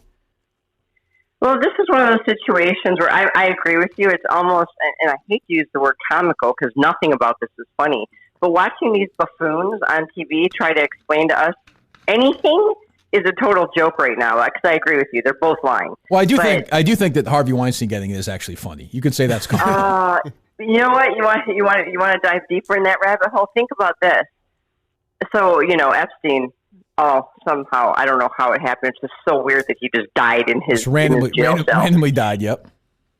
He randomly died. Well, you know that these two have something in common with one another. Now, all of a sudden, this guy's got coronavirus. It seems like an awfully good alibi for his checkout. Bingo, ding, ding, ding, on the nose. I like it. I am on board with that conspiracy theory. How does it see what happens? How does it affect your business? Well, it definitely does. A lot of people in my industry are just like every industry. They're hurting. There's things we can't do that we count on for our financial welfare. But fortunately, I feel very fortunate that though we're hit, people are nervous. They don't want to spend money. I get it. But being able to jump online on OnlyFans, Brandi_Love, live cam, and some of these different ways that we have to make money, I'm staying afloat. You just got to hustle. And I'm just thankful that there's those opportunities. So you guys haven't seen a boom in your online traffic with everyone who's just staying home jerking off? Well, there's definitely a boom. And the thing is with things like OnlyFans, it's very affordable, $4 or $5 a month. And you have access to things. And then if you want more like customs or private chats, you can do all those. So it's like a buffet. Choose what you want. Don't buy what you don't. So it's really an affordable way to pass the time, if you will. So yes, there's a huge boom, but other things that maybe cost more, those things are declining. And I totally understand why. You got to save your money for your family, for your mortgage, for food, those weird things that we have to deal with. I don't think I could get into these coronavirus, like parody porn things that I've seen floating around. That's just not. You've seen? Okay, wait a minute. I haven't seen this. What'd you say, Mike? They can crank them out that quickly. No, I've seen a couple. New York Post had a story a couple of days ago. Like people are just like, basically it's like homemade stuff, like scenes like with a mask on. Yeah, like these. I don't. When you get a mask and like doctors and nurses, that's never been. I don't know. That's. You haven't played a nurse much, have you? I have a couple times. Yeah, it was pretty awesome, actually. Really? I don't remember those performances. I have to go back and take a look. Yeah, one of them was on Brazzers. Yeah, I remember that one. I think I had a sidekick nurse. The two of us. Yeah, it was a thing. I told you this before. I watched it again the other day, a couple weeks ago. One of the first times we talked. That scene with the girlfriend, your sister, and it was one of your first black performances, I believe. Is that correct? Are you talking about the one for Black Raw with Corey Chase? I don't know. Oh, no. I know which one you're talking about. One with my sister leaves and I jump her boyfriend. We've talked about this before. Yeah. That fucking sister's the stupidest character in movie history. What a fucking dummy. She just leaves. God. I mean, you're sitting there basically naked. You're like, basically, you're bending over, and your sister's like, she's going to go to the mall. I'm like, well, she's going to regret. This is a decision she's going to regret. Only if she finds out. That's true. That's a good point. That is one thing I always worry about when I'm watching Brandi, is that a lot of times it's like her son's friend is over and the son goes out for 15 minutes. Don't you ever think like he's going to be coming back soon? Like, occasionally, if I may, Brandi, occasionally the stepdaughter does show up again, and guess what happens? A twosome becomes a threesome. Yes. Yeah. You get lucky sometimes. Yes. And they're always willing to do it. Let me ease your guys' stress, because I do not want you guys stressed out when you watch my porn. I want the exact opposite. So stress-free watching. They don't find out, and if they do, I promise you they're cool with it. All right. Okay, that's good. Feel a little Spoiler alert. Jeez, really, God. Come on, man. I'm trying to help. Don't think I've ever got to the end of one of the videos. So. Oh, wow. Cool. Steve. Wow. So you don't know the ending. But yeah, it's bizarre. So like, you don't even think about, what's funny is like, so your business is kind of, I think will be safe to some extent. But the real movie business themselves, they're completely fucked. Like, I don't know. There's certain businesses that I think will recover and be fine. I do wonder if the motion picture business was already hurting. I wonder if there's a certain amount of people who are now they're going to start changing the system. You see these movies now. My son Harry watched Onward the other night. They released it right to on demand. He would have seen that in the theaters. And for him now, he's like, well, I'd rather watch it on demand now. And I love going to the movies. So it's one of those art forms that I fear for our younger generations they're going to miss out on because everything's gone so high tech. This is just the first step to keeping our asses home, as if we weren't already becoming homebodies and less social. Now it's going to go to like astronomical levels, and that bums me out because I was raised in a time when neighbors knew each other, kids played outside. And I just keep watching that America disappear. And it does kind of suck. But don't you get we talked about this before. I've said this too. I do get the feeling, like we always use this example. Before the Joker movie came out, I think the media basically were rooting for a mass shooting from the Joker movie. Now I think the media is rooting now for death. I mean, they're rooting for death with this coronavirus. They want people to die. They want the story to get bigger and bigger. I mean, I don't even think that's disputable. Also, Steve, too. He's rooting for death as well. I'm not rooting for death at all. In a different way. But yeah, I mean, you get the sense the media is just waiting to pounce. Well, for the media, it's good for ratings, which is really disturbing to think that, journalists and media channels and the people behind those media channels, hey, this is great for ratings. Who cares about what's happening to the average American? Screw them. This is fabulous. And then there's the whole other aspect, like we were just talking about. If our economy crashes, sure, certain people will enjoy blaming the president, which is a total fucking joke. But then there's the other half that, the elite, if you will, I call them the globalists, who are going to sit back and go, oh, look, now they're all dependent on us. And they've got that Joker-esque face tapping their fingers going, finally, they're dependent and we can control them. That's what it feels like to me. That's the sad movie playing in my head. I also think that there's just apart from the ratings, there's an element of just trying to prop up the Democrat Party, like what they're seeing with the recovery bill that they passed. No, Brandi's been following it. The New York Times is just fucking embarrassing right now. She's a real heroine, this Pelosi. Wow, what a fabulous woman. I think she's the she-devil. But, if you think if this is supposed to prop up the Democratic Party, who the hell's going to want to be a Democrat? Who's going to want? I mean, I feel bad for it. We need the party, and we're sitting here watching it collapse. All this shit's going to backfire. All these games they're playing are going to absolutely backfire, like everything else they've done. And Pelosi, I don't even know what to say about what she just did. It's horrifying, honestly. More. Oh, go ahead, Steve. Please, Steve, go ahead. Brandi, Robinson report. Brandi Love, go ahead. Have you done any? Have you done any stockpiling of goods for the pandemic? I'll be honest with you. I'm not into the stockpiling because I'm by far not a saint, but I do believe in taking what we need and leaving a normal amount for other people. So no, I didn't go in and hoard toilet paper or frozen pizzas or anything like that. The only thing I did do is buy an extra, 5-gallon thing of water, made a bunch of soups and put them in a freezer. So I have nutrition in case, all hell breaks loose and we don't get out of our homes for 2 months. And, that's about it. Plenty of firearms? I'm stocked. I just bought, that is true. Okay, that's not fair. I did stockpile ammo. See, Kirk doesn't have a gun. He doesn't think he needs one. Well, I didn't say that. I am not a gun. I am all for the Second Amendment. You're not a gun person. Yeah, I'm not a gun person, but I have no anger toward it. You can have guns. I'm a Second Amendment guy, but I'm just not a gun person. You just don't want one. Yeah, I'm just not comfortable with it. I'm a hell of a good shot, but I don't have a gun. Yes, I don't have an operating gun. What is a brand? So, like, are you going, like, for me, like, I'll go out with the kids for walks. I went for my run before the show this morning. We're doing the show in the studio, but then I pretty much stay home. What's the Brandi Love day now? Like, during this, is it significantly different? Are you staying inside all day? Well, it's significantly different in that I'm really spending a lot more time online managing the companies and businesses and things I can do to earn money. Mm-hmm. But other than that, like morning coffee, go for a walk, go down. Thank God I have a gym in the basement. Go get in about a 45-minute workout to break up the day, and then literally, it's scouring the web for some interesting articles that might actually hold some truth. Sharing said articles. Watching some Amazon or Netflix, and usually busting open a bottle of wine around 5:36. I've heard the theory a lot that people think there's going to be a big baby boom in 9 months because everyone's inside fucking right now.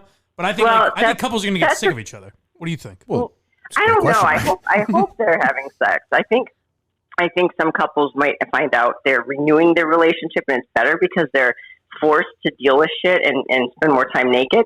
I've been joking on my Instagram, but I've been posting for PS condoms, which I'm a huge fan of because of their quality. Mm-hmm. I keep posting these things, guys, seriously, swipe up and go there. They come in 24 packs.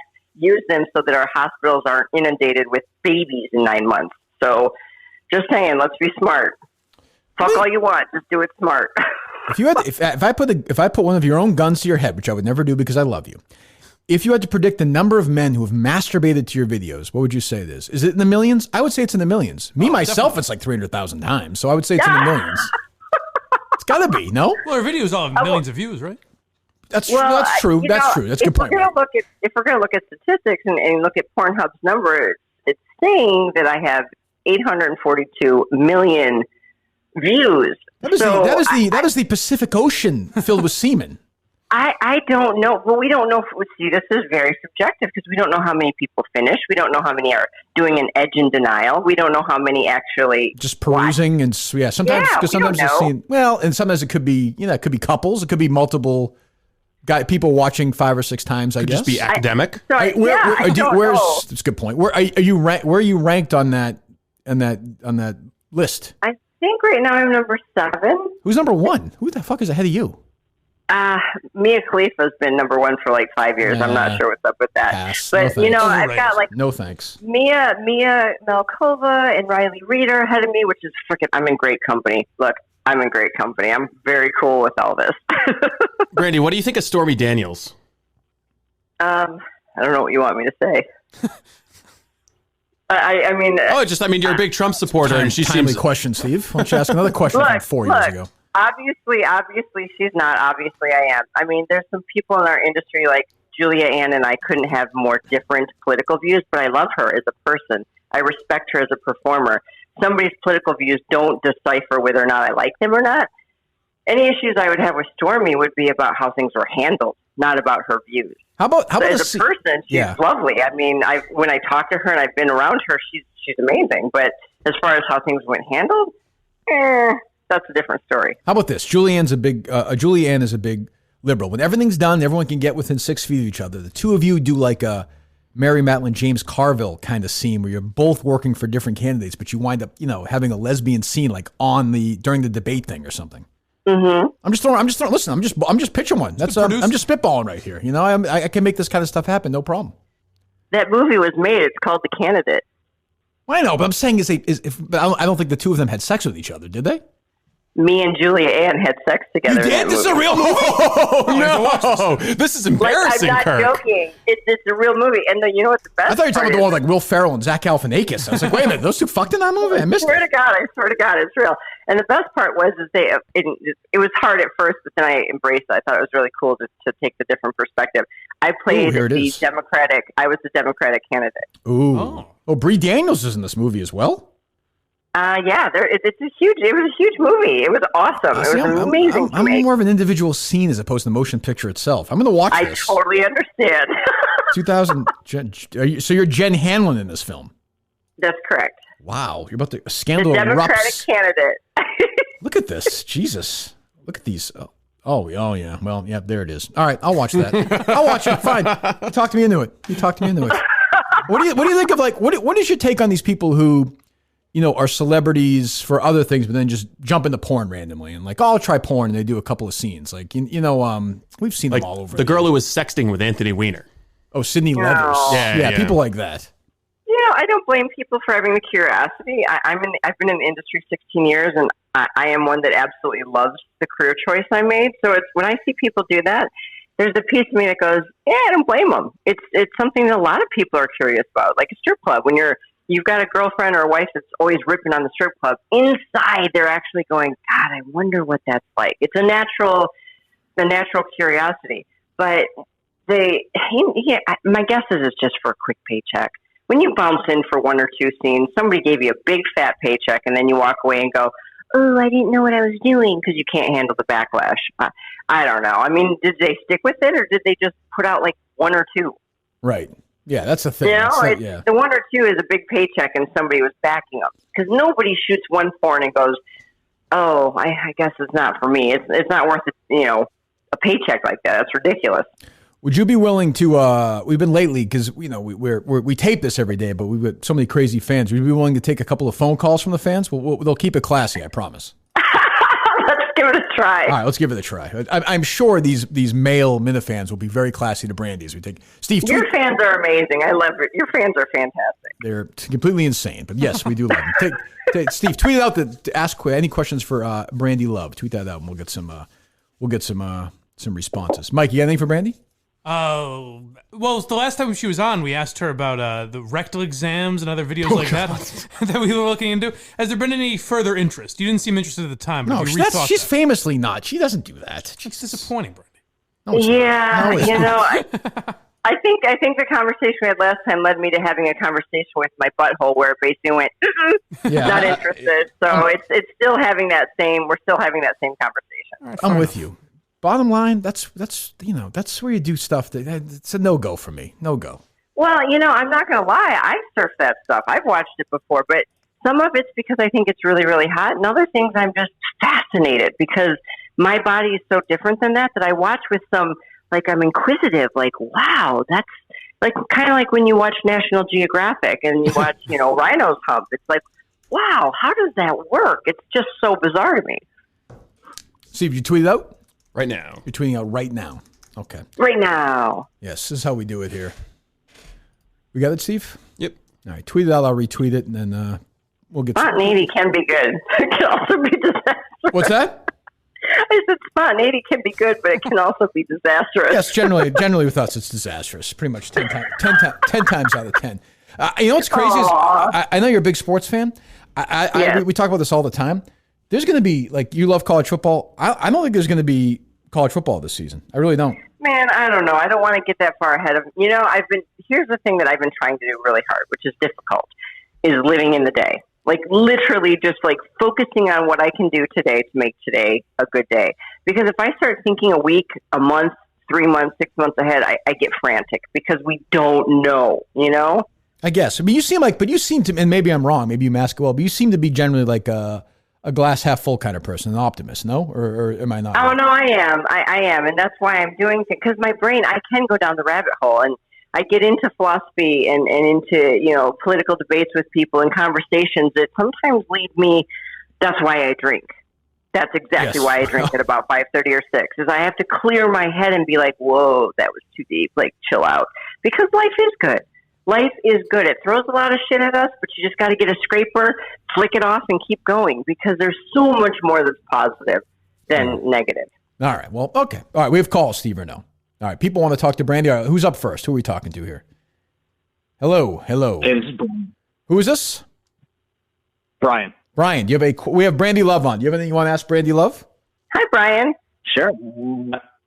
I got a movie question, actually, for both of you. Okay. I know you've said in the past, Gene Hackman is your favorite actor. But he is. Would you pick another actor if you could, you could only see movies from that actor? Like, that's the movies for the rest of your life. Other than Gene Hackman?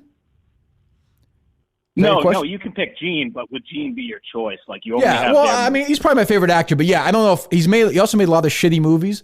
If I had to watch movies from one actor for the rest of my life, I'll answer first and let Brandi answer.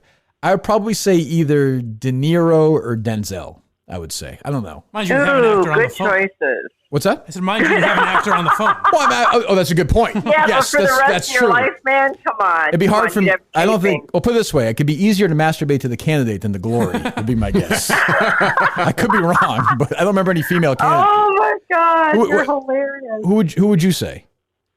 It is a tough one. It is a tough one. There's so many. I love movies, and you're going to laugh at me because his face is right I'm looking at him, but I can't come up with his name, but I absolutely love him. He's in Catch Me If You Can. DiCaprio? Leo? Thank you. Yeah, he's great. He's a good pick. As far as a younger actor, his range is ridiculous. Like, every movie I've seen him in, he's so different, which to me is intriguing. So I'd have to go with him. That's a good one. The only thing I'd say with him, Mike, is that his body work just isn't. If you're going to watch only those movies for the rest of your life, there's not that many movies. There's a decent amount. Wolf of Wall Street, Aviator. Well, but I'm saying versus like a Denzel who's done Blood Diamond. But a lot of Denzel's Black Diamond is good. That's true. That's true. A lot of Denzel's movies do stink. That is definitely like Denzel true. makes most of his movies. That's true. That's true. All right. Thank you, Brian. Anybody? I assume they're lined up, Steve, loaded for Bear? They All are. right, here we go. I didn't expect that call. That's a good one. All right. That was a good one. I like it. They're not all going to be perverted, thank God. These are real gentlemen. Who we have next? Who am I speaking to? Go ahead, caller. Go ahead. Turkey. Who am I speaking to? Steve. Steve, say hello to Brandi Love. Brandi, how are you? I'm good, Steve. How are you? I'm doing very good, thank you. Okay, do you have anything else to say? You have a thought in your fucking head or what? What do we got?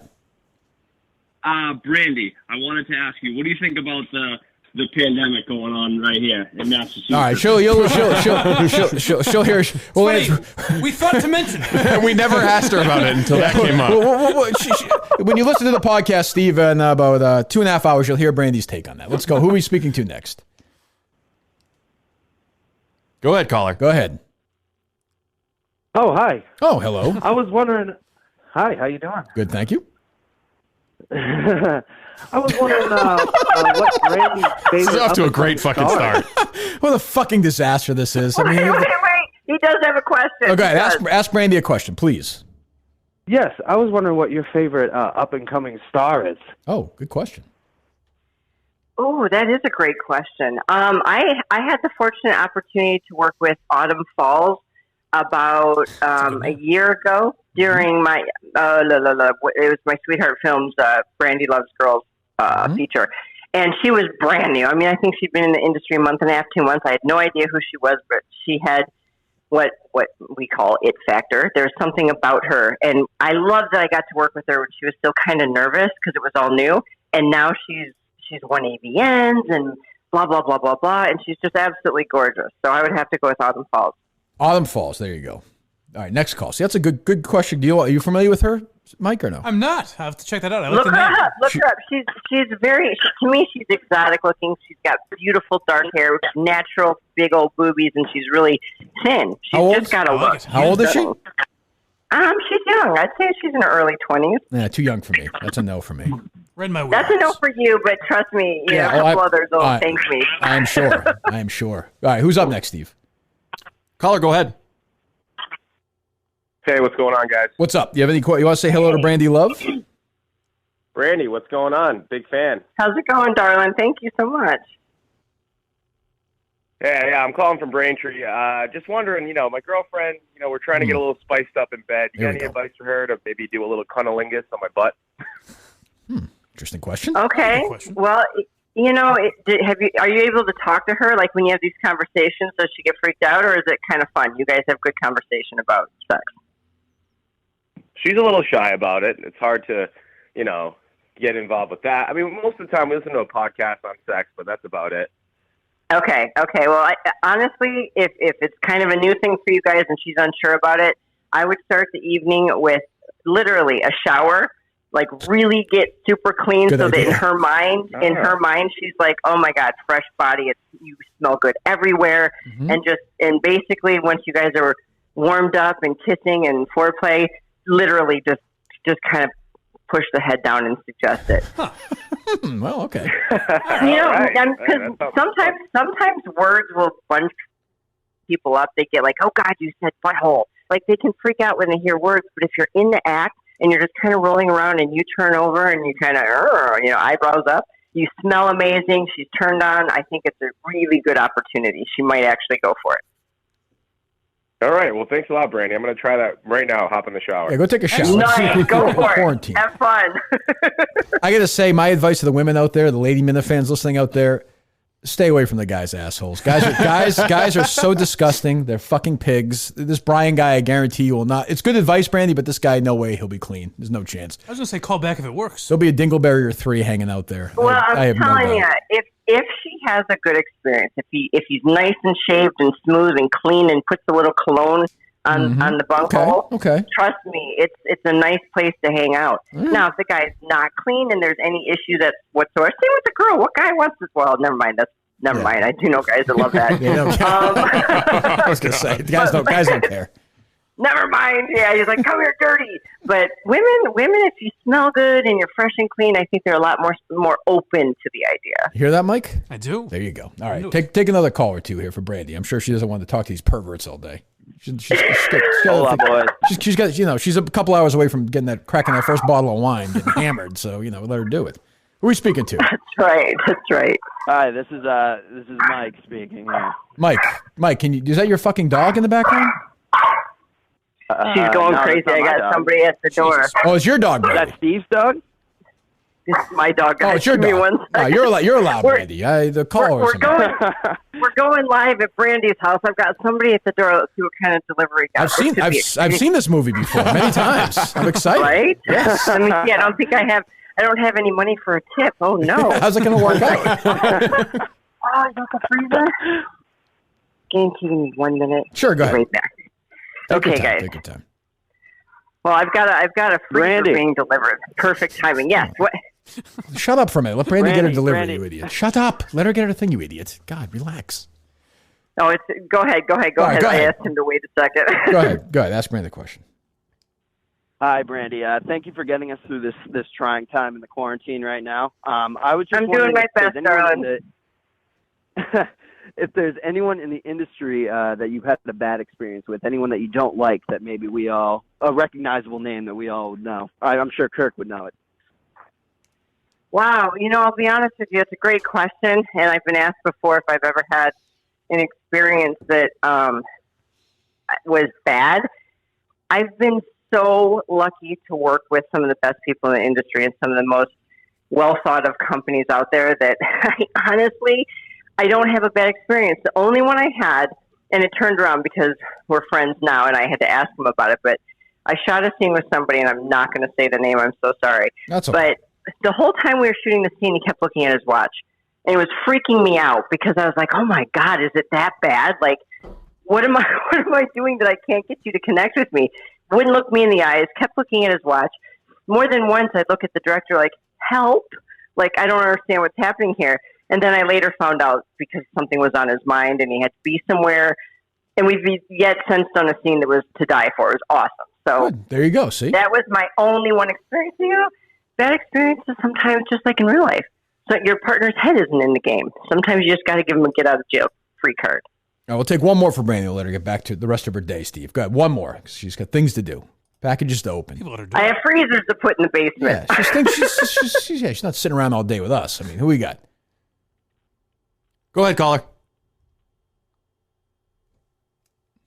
No. Anything? We lost him. Okay. Well, all right. We'll let it go. Brandi will. Hey, Brandi. Go ahead. Right. Go ahead. Here we go. Hey, Brandi. If you had to work with either Crosby, Stills, Nash, or Young, who would you pick and why? I wouldn't pick. I'd take them all. Now, that would be a scene. Crosby, Stills, Nash, and Young. And Love, rather. I would watch that. I love those guys. There's no way that's a group. You can't break up a group. You take them all. There you go. All right, Brandi. So, promote away one more time. Please. I would love to see you guys over on my OnlyFans, Brandi_Love. Given the circumstances, I'm there all the time. Okay. Or my private Snap. If you guys follow me on Instagram, which is Brandi_Love, check my stories. You'll find me in all the different areas. Okay, we'll talk to you soon. And when this is all Love you guys. When this is Thank all done, you so much. When you're in Boston, you got to come in the studio for us, please. You know I will. I look forward to it. I will talk care, to you. guys. We love you. See you. Love you too. Bye-bye. Bye. Love you more. love you most. Brandi Love. I mean, how great is she? Come on, what a good sport. What a good sport. All right, we'll take some of these calls just to get people pissed off, and they won't even know they know she's gone now, right? So yeah, if they were on hold. Yeah. Anybody on hold still or no? Yeah, we've got over almost 350 calls so far. Oh, okay, good. Okay, we'll take a few more. If anybody wants to talk to just us now, Steve, you can tweet that as well. We'll take calls for a few minutes. Who am I speaking to? Oh, shit. We should have done the fucking Men at 10. Men at 10, yeah. Brandi. She could have judged it. Oh, well, there's always next time. Who am I speaking to? Live and learn. Hello? Yeah, who's this? Brandi's gone. You want to talk to us or no? Oh, shit. Oh, right on. It was like first off, right on. So I wasn't expecting that. But there you go. So Kirk, I got a musical question for you. Okay. Are you? I don't think that you will be, but are you a fan of the Doors by any chance? You know what? I was a fan of the Doors when I was in high school. There's certain bands where I think when you're younger, they're good, and then you get a little older and smarter, and you realize they're kind of not as great. Like the Doors seem so pretentious to me now when I get older. You know, I like them. You know what? I like the Doors more when they're like a bar band. You know, like Roadhouse Blues. Like you know, I don't like the fucking end and all that shit. Are they bigger? You think that's Jim Morrison? I agree. It's overplayed and it's overrated, pretty much. I guess, but. You think they're bigger because Jim Morrison died? Or? Yes, for sure. Oh, they took on like this mystic. Yeah. I mean, like Roadhouse, you going to the Roadhouse, gonna have a real. Yeah, you like them or no? They're my favorite band of all time. Oh, they are? Well, that's okay. I mean, you know, like, you know, I'll ask you this. Is it hard? Is it hard? Is it hard when your favorite band of all time? I always wonder this about people like you with the Doors. Is it hard when your favorite band of all time has such a small volume of music? I don't know. I've been a fan of Jim Morrison for the longest time. I know he's not the greatest idol in the world, but like, yeah, that's all right. His writing is above average compared to everything else that's out today. So like, I'm a younger kid. I wasn't around when he was around. Right. But just to be able to listen to something, you know, that's more intelligent than what's out now is refreshing, I guess. I don't know. I discovered them at a young age. My dad was into them. We don't need the whole biography. Goodbye. Thanks. I like the Doors. I don't love them. I liked them a lot in high school. I had a phase. I had lots of phases like that. And I was like, it's not for me. They're okay. Music in general, though. You go through certain shit you like. Yeah, and then you find the stuff you like and you generally just stick to it. But like, he has a great voice, Jim Morrison. Yeah. You know, he's got that great sort of rock star voice, but he died so young. Yeah. Then, you know, he's fucking, well, he was part of the 27 Club, right? Yeah. So, I mean, it's hard for me. It's weird. I'm 45 now. It's kind of hard for me to listen to Bruce music when Bruce was like 23. I feel almost silly, like I'm listening to a kid. You know, like I like him better as an old. Like, I know what you mean. Why am I listening to a 23? You've kind of aged with him. Yeah, why am I listening to a 25-year-old sing about life to me? I feel like an idiot, almost like a baby in a weird way. And then with guys like that, I always wonder, like, if Jim Morrison was still alive, maybe would anyone even know who the Doors were? Well, they were big though. They were huge. They were. Yeah. But then but the mystique got bigger. But I was always wonder like, would he have been an interesting, like, I think Kurt Cobain now would be an interesting solo acoustic artist. See, you know what? It's funny you say that because I think about Kurt Cobain all the time because I worry, like, if he were still alive, would he just be like an MSNBC pundit or something? You know what I mean? Like, he might have gone that way too. Yeah. But I always think of, it's like Lennon. Like, I think Lennon would have been an interesting solo artist. Yeah. Way more interesting than McCartney. Or he would have been a complete. Or he would have snapped. Yeah, right. Like, you know, it's like, I forget who said it was a Saturday Night Live writer. It's in that Saturday Night Live oral history book that came out a few years ago when Elvis died. Somebody walked in and said Elvis died. There was a pause, and the guy said, good career move. Which is kind of true. Like, the mystique, Elvis could still be alive now. Yeah. He could be in his 80s, and he'd be 450 pounds and hadn't done good music in 30 years. Yeah, you know? Tupac and Biggie could have made 10 awful records. Tupac could be, you know, in Are We There Yet with Ice Cube, and they're bringing their kids to Disneyland. Or that, Tupac better, could be tweeting out videos making fun of Gayle King. Could be. Or Tupac could be your star on Friday night on ABC's sitcom night at 9 o'clock. Right. I mean, which you would never think. Right, but you wouldn't have thought about Ice, you know. And Ice-T's on fucking on Dancing Law and with the Order Stars. playing a cop. I mean, so yeah, he could have been. So like dying, like, you know, that club, like Janis Joplin, I think means much more now. She resonates much more. Yeah, definitely. You know, because she died. I think Buddy Holly, much more. Oh, definitely. And the Big Bopper. Yeah, and Richie Valens and all those guys. Yeah. All right, go ahead. It's going slightly better than my call-in show last night. Oh, my God. I heard about that. I put it on. They're already been deleted. Because there was no point in leaving it up. What happened? It wasn't working? So I would... When it started, Justin said, like, all good. The good news is my equipment is working. So if we have to do the show from our homes, I can do it. Good. That's a good start.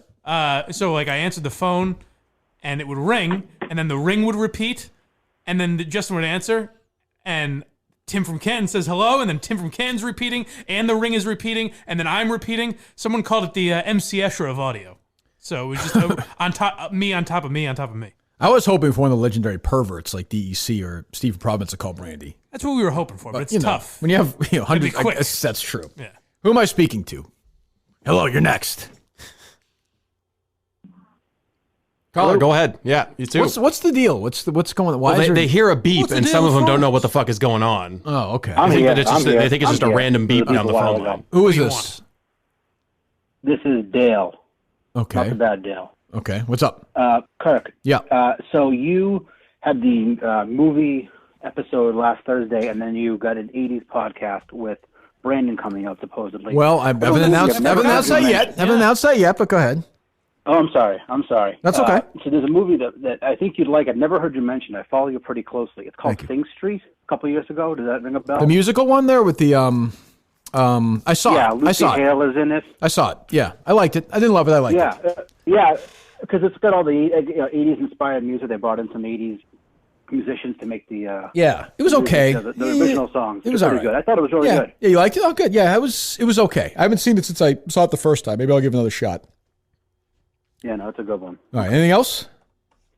That's going to do it. All right. That was a Gouda call brought to you by Smith's Country Cheese. There you go.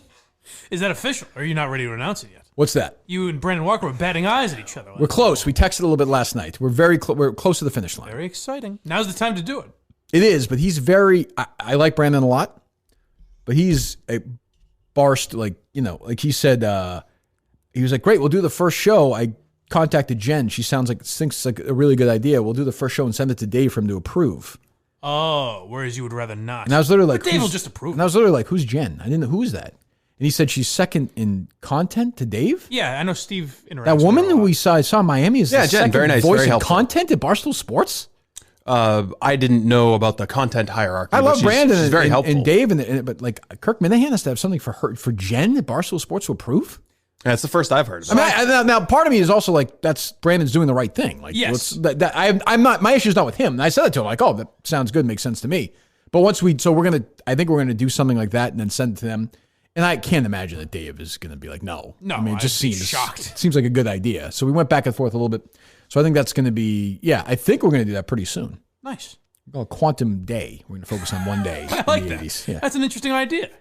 Quantum Week is stolen from me anyway, right? Was it Quantum Week after I talked to Brandon about the 80s podcast or no? It debuted after that, but Thank you. Yes, thank you. You know what? It might have been. Thief. Yeah, he stole it. I like that podcast, though. Flamboyant thief. That's They what do I a call good him. job. Yeah. They talked about your Flamboyant thief and penis head. Yes. They talked about your favorite movie last night. What was that? Jack. Oh, God. Which I think that should be the next viewing. But that I really love is awful movie, like watching awful That's movies true. and commenting But on Steve them. doesn't love that movie, though. We need somebody who... I do. Witness one robot's extraordinary Oh, you didn't tweet out this announcement yesterday. I thought I did tweet out that I want an official announcement. We're doing Thursday night, 7:30, pajama party. We're all watching Bicentennial Man. Am I not involved, by the way? Sure, you can be involved. No? Is he involved or no, Steve? Yeah, you can be involved. You just didn't. Your original vision didn't include Mike. Gotcha. Ironically. Well, you can watch like everybody else. Hey, thanks. Call in if you want, if you have any thoughts. That news was broken to me by intern Justin. Oh, well, there you go. I was like, oh, it's a hard world. What the hell? We'll give you the hotline number. Justin is in. You're out. He's the guy's on fire That's right fair. now. Yeah, That's he's on fair. fire. He did a Well, great I was thinking. investigation. I mean, we could include. We should do it the that. quantum... Should be just me and intern Justin watching. I would love that. I'd be happy. I wouldn't I'd make it through. happily leave this I wouldn't make it through scene the opening credits. All right, Justin. Rank your favorite Robin Williams Yes. movies. Go ahead. We'll take a few more. I assume we have calls, Steve? Yeah, we've got over 800 calls. The answer to that is always going to be yes. Well, I don't know. I mean, lined up. We need to take our dicks out. Oh, yeah. Hello? No. Here he is. Is this the guy again? Hello, Papa. Mike. Yes, buddy. How does this guy? We have 800 Dad, calls. how How many you doing? lines do we? Shut up. How many lines do we have? I opened up 3. This guy has 3 been- lines. We have 800 calls. How many this guy times gets through? How many times have you called this morning? Me, this is my first time. I'm lucky, baby. Sure it is. Sure it is. Go ahead. Just Tell go us, ahead. Anyways, how's Mikey, Albert? how you doing? Yes, I'm doing all right. Oh, Can I ask- Kirk, I just want to apologize for my son. Well, that's fine. I accept your apology, but I why know. don't you hold on? Why We don't you? played- Oh, I don't want to get in the way of your bit. Go ahead. Go ahead. Just say your stupid shit. Sorry. I'm Nope. sorry. No, go I'm ahead. sorry. You've been Hey, a bad. listen, You've been a bad boy. you know, You've been my a very son- bad boy. My son always likes to say, Yeah. and it's kind of my fault. I used to get him on the weekends and Right. locked him in the room next door and used to pull on my pecker when I listened to Brandi Love on YouPorn. I don't know how that led to him saying. She's been around that long. How does that lead to you saying a lot? I'm saying, like, Because yellow. I like to moan. Do you take any? Do you Probably take put his ear any? 'cause he couldn't see too well. Oh well. Do you have any guilt about not being a great dad to Mike? Has that been an issue for you at all? I tried my best, but I think I'm coming down with coronavirus. Uh-huh. No, never mind. That's Elvis here. Sorry. Uh-huh. I figured that was going to lead to that joke. Yeah. Can you put Alba on the phone real anyway, quick or no? She's busy. I have her cleaning the house. Oh. So we save some extra money. Okay, attaboy. I learned from the best. No sex today. But Mike can support that. That I can get behind. All right, goodbye. Goodbye, Mike's dad. I kind of like Mike's dad. Fun character. He's winning us over. Nice to I was saying, Mike likes him too. How many times did he call? Nice to finally 120? talk to him. At least, All yes. right, go ahead. Who's next? Hello. Go ahead. Yes. Hello. Who's this? This is Rich. Hello, Rich. What's up? How you doing?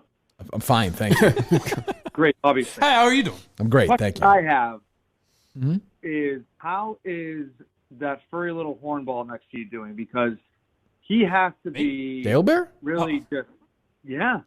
I mean, I'm concerned about him because he's been looking forward to the Men at 10 for so many times, just to hear these men masturbate, because he can't go into the Bruins locker room That's true. and actually service the Bruins players in there. So hadn't thought about it. Well, Dale Bear is in day. Thanks for calling. Dale Bear is in day 11 or 12 here of being quarantined. He's okay. I think he's gonna make it through. He's young, but I'm a little worried. I do think he has coronavirus. Scads and scats of TP. Well, I do think he has coronavirus. Yes, I do. But he's okay. His spirits seem to be okay. We'll have to check in and see what they're talking about now. I can't imagine they're still talking Brady today. Oh, of course, everybody's a press conference today. Oh, well, there you go. They'll run the press conference live. They'll react to it. So I love this image. I listened to a little bit of it yesterday, and Dale is the only one who's home right now. So Dale is sitting in his basement with no one else around him with a headset on, just chiming in occasionally from time to time. Jesus Christ. What a loser. Poor Dale. Yeah, I feel terrible for him. Fat piece of shit. Who's next? Hello. A couple more. Hello? Hello. Hi, how's it going? What do you got? Steve's a fraud. Yep. Go ahead. Tell us why. We know that, but give us some new evidence. Go on. I don't think he could actually loot and kill people if all hell breaks loose. Well, Steve. I agree with that. Want to answer that charge? All right, put your money where your mouth is. What's your address? I have two. Hey, what's your address, fuckhead? If you don't think I can kill people and loot, let's go ahead. Give me your address.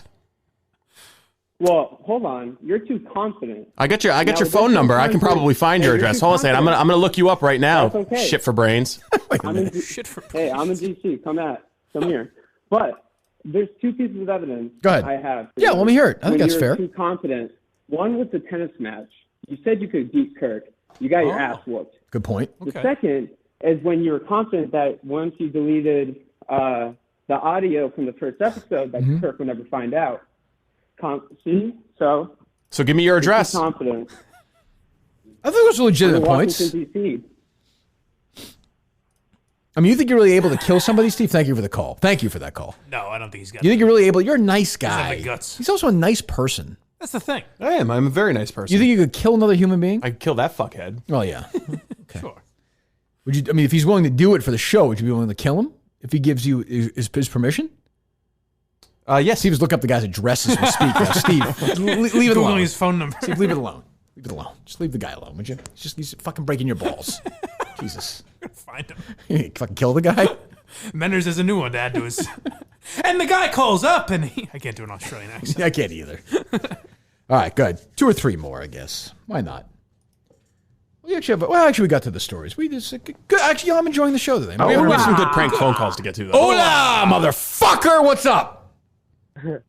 Hi. So, Kirk, Hi. I was wondering, what is your opinion on Matthew Carano completely backing down from the Steve's a Liar guy? Oh, you know what he did? He went right in his belly and bent over. That's what he did, which he's never done before, ever. He just took it, which is not like him at all. Yeah.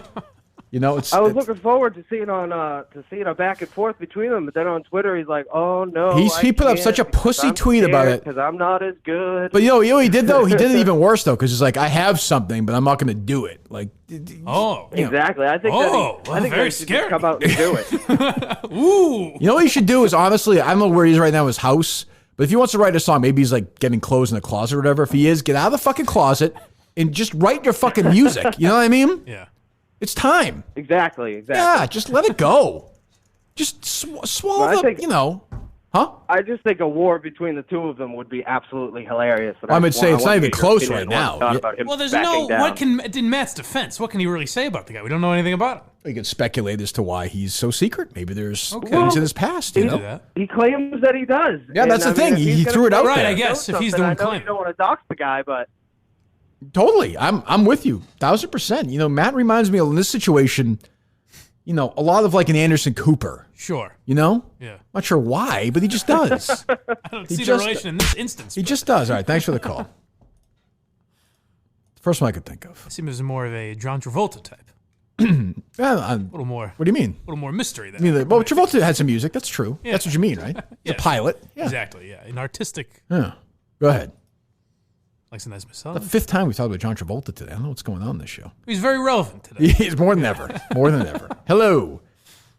Hello? I know Brandi's gone, but... Oh, you blew it, Tim. Tim, you fucking blew it. You fucking blew it. Well, I'm about to blow it. Can you imitate her voice? Well, do we have sound? Do we have sound of her or no? No, just imitate her. Just imitate her. Hello? Oh, yeah. Go. Keep going. Did you get a delivery, Brandi? Are you that delivery guy from Canton who was coming by? Yes, I am. Jeez, you suck, Steve. It's not my fault. Leave it alone. Steve, don't do it. I'll bring this home. I don't have any money for a tip. Is there anything that I could do to help you out? Could I give you just a tip? Sure. Yeah, put the tip in, I suppose. Where do I begin? Talk faster.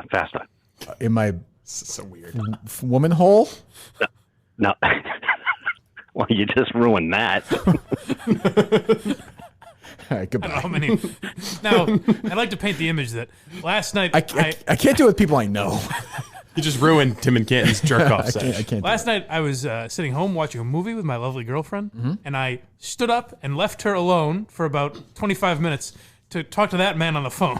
About what? We collaborated on something. Oh, on a project? Yes. Oh, is it up now or no? I believe so, yeah. Oh, yeah, we got some prank phone calls. What was the movie? Friends with Kids, which is like a comedy that came out a few years ago. Who was in that? Adam Scott, Maya Rudolph. John Hamm or no? John Hamm. Oh, I didn't like Kristen that. Wiig. I actually saw it. I actually enjoyed it. More than that, they made it very... I like movies where John Hamm has a beard. Does he have a beard in that? I don't know. Or he's like not that. I don't know. But he's not the star, which was odd. Adam Scott was the star. And I think Brad John did a good Hamm's job of making wife all the conversations uncomfortable. Yeah, it was okay. Yeah. That was like 2010 or 11, right? Probably. Yeah. All right, two more, Steve. If we have them. Then we'll move on to the prank calls and other stuff. Hello. Hola. Hey. What the fuck? We're Take getting two calls at pranked. once, Steve? Yeah, Hello. sorry, we had two calls. Go What's ahead. up? 313. It's you. Hola. Go ahead. Hey, this is Dr. Jingle, Steve. Not Ooh, Mr. Dr. Jingle. I'm Oh. sorry. My father is Okay. Mr. Jingle. I I didn't go to med school for 8 years to be referred to as Mr. Jingle. Are you actually a doctor or no? Dr. Melody, yes. Okay. MD. Okay. What was the song? You just did a song the other day. What was it? That was the one. Steve got a dog? Yeah. Steve's dog? Big cat getting shot. Yeah. Right, that was good. Very good. I did the Canaredo ballad. That was good. Yes. Are you calling just so we can tell you that you're good at this, or do you have a? Beatles. Yeah. What do you got? Did you just want us to tell you you're great? No, not that. I just wanted next time I submitted a parody song to be referred to as Dr. Jingle, not Sure. Mr. Jingle. Absolutely. Mr. Noted. Jingle. You got it. You Fine. earned it. You Correct earned the it. record. You've earned it. Filed. Absolutely. Noted. Done. Dr. Jingle coming in hot. Okay. Thank you. Maybe Matt Carano will go to war with him. You think Brandy's never referred to as a woman hole before? I don't think so. Oh, okay. Well, I don't know. Hello. Very, very offensive. Hello, this is Barry B. Benditson, brother of William Benditson. I remember William. Hello, Barry. How are you? You used to talk. You talk on the phone with your brother still? Yes, Kirk, he's not doing well since this whole Brady business. Mm-hmm. Very, very upset. Oh, William, do you have anything you want to say to your brother? Well, it's good to talk to you, Barry. I don't know if we have an hour to get into everything that we need to discuss. Barry, I'm just so concerned Barry, wait a about you. I'm William. You fucking moron. You're Barry. I forget who I am. I'm just so It's tough to scared do for this. It's you. tough to maintain. I understand. Even I Really, can't do it Willie, because I haven't heard the sorry. voice in a long Are time. these calls between you? They really sound like this. Jesus. Anything else? Anything else, Barry? Yes, Ryan Gosling, overrated or underrated? Overrated. You think? Okay, thank you, Kirk. God Yes, bless. yes, Take care. Mike. I'm answering Barry Benenson's question about Ryan Gosling. I think he's overrated. I don't agree with that. Properly rated, I should say. I don't think. Thank you, Barry.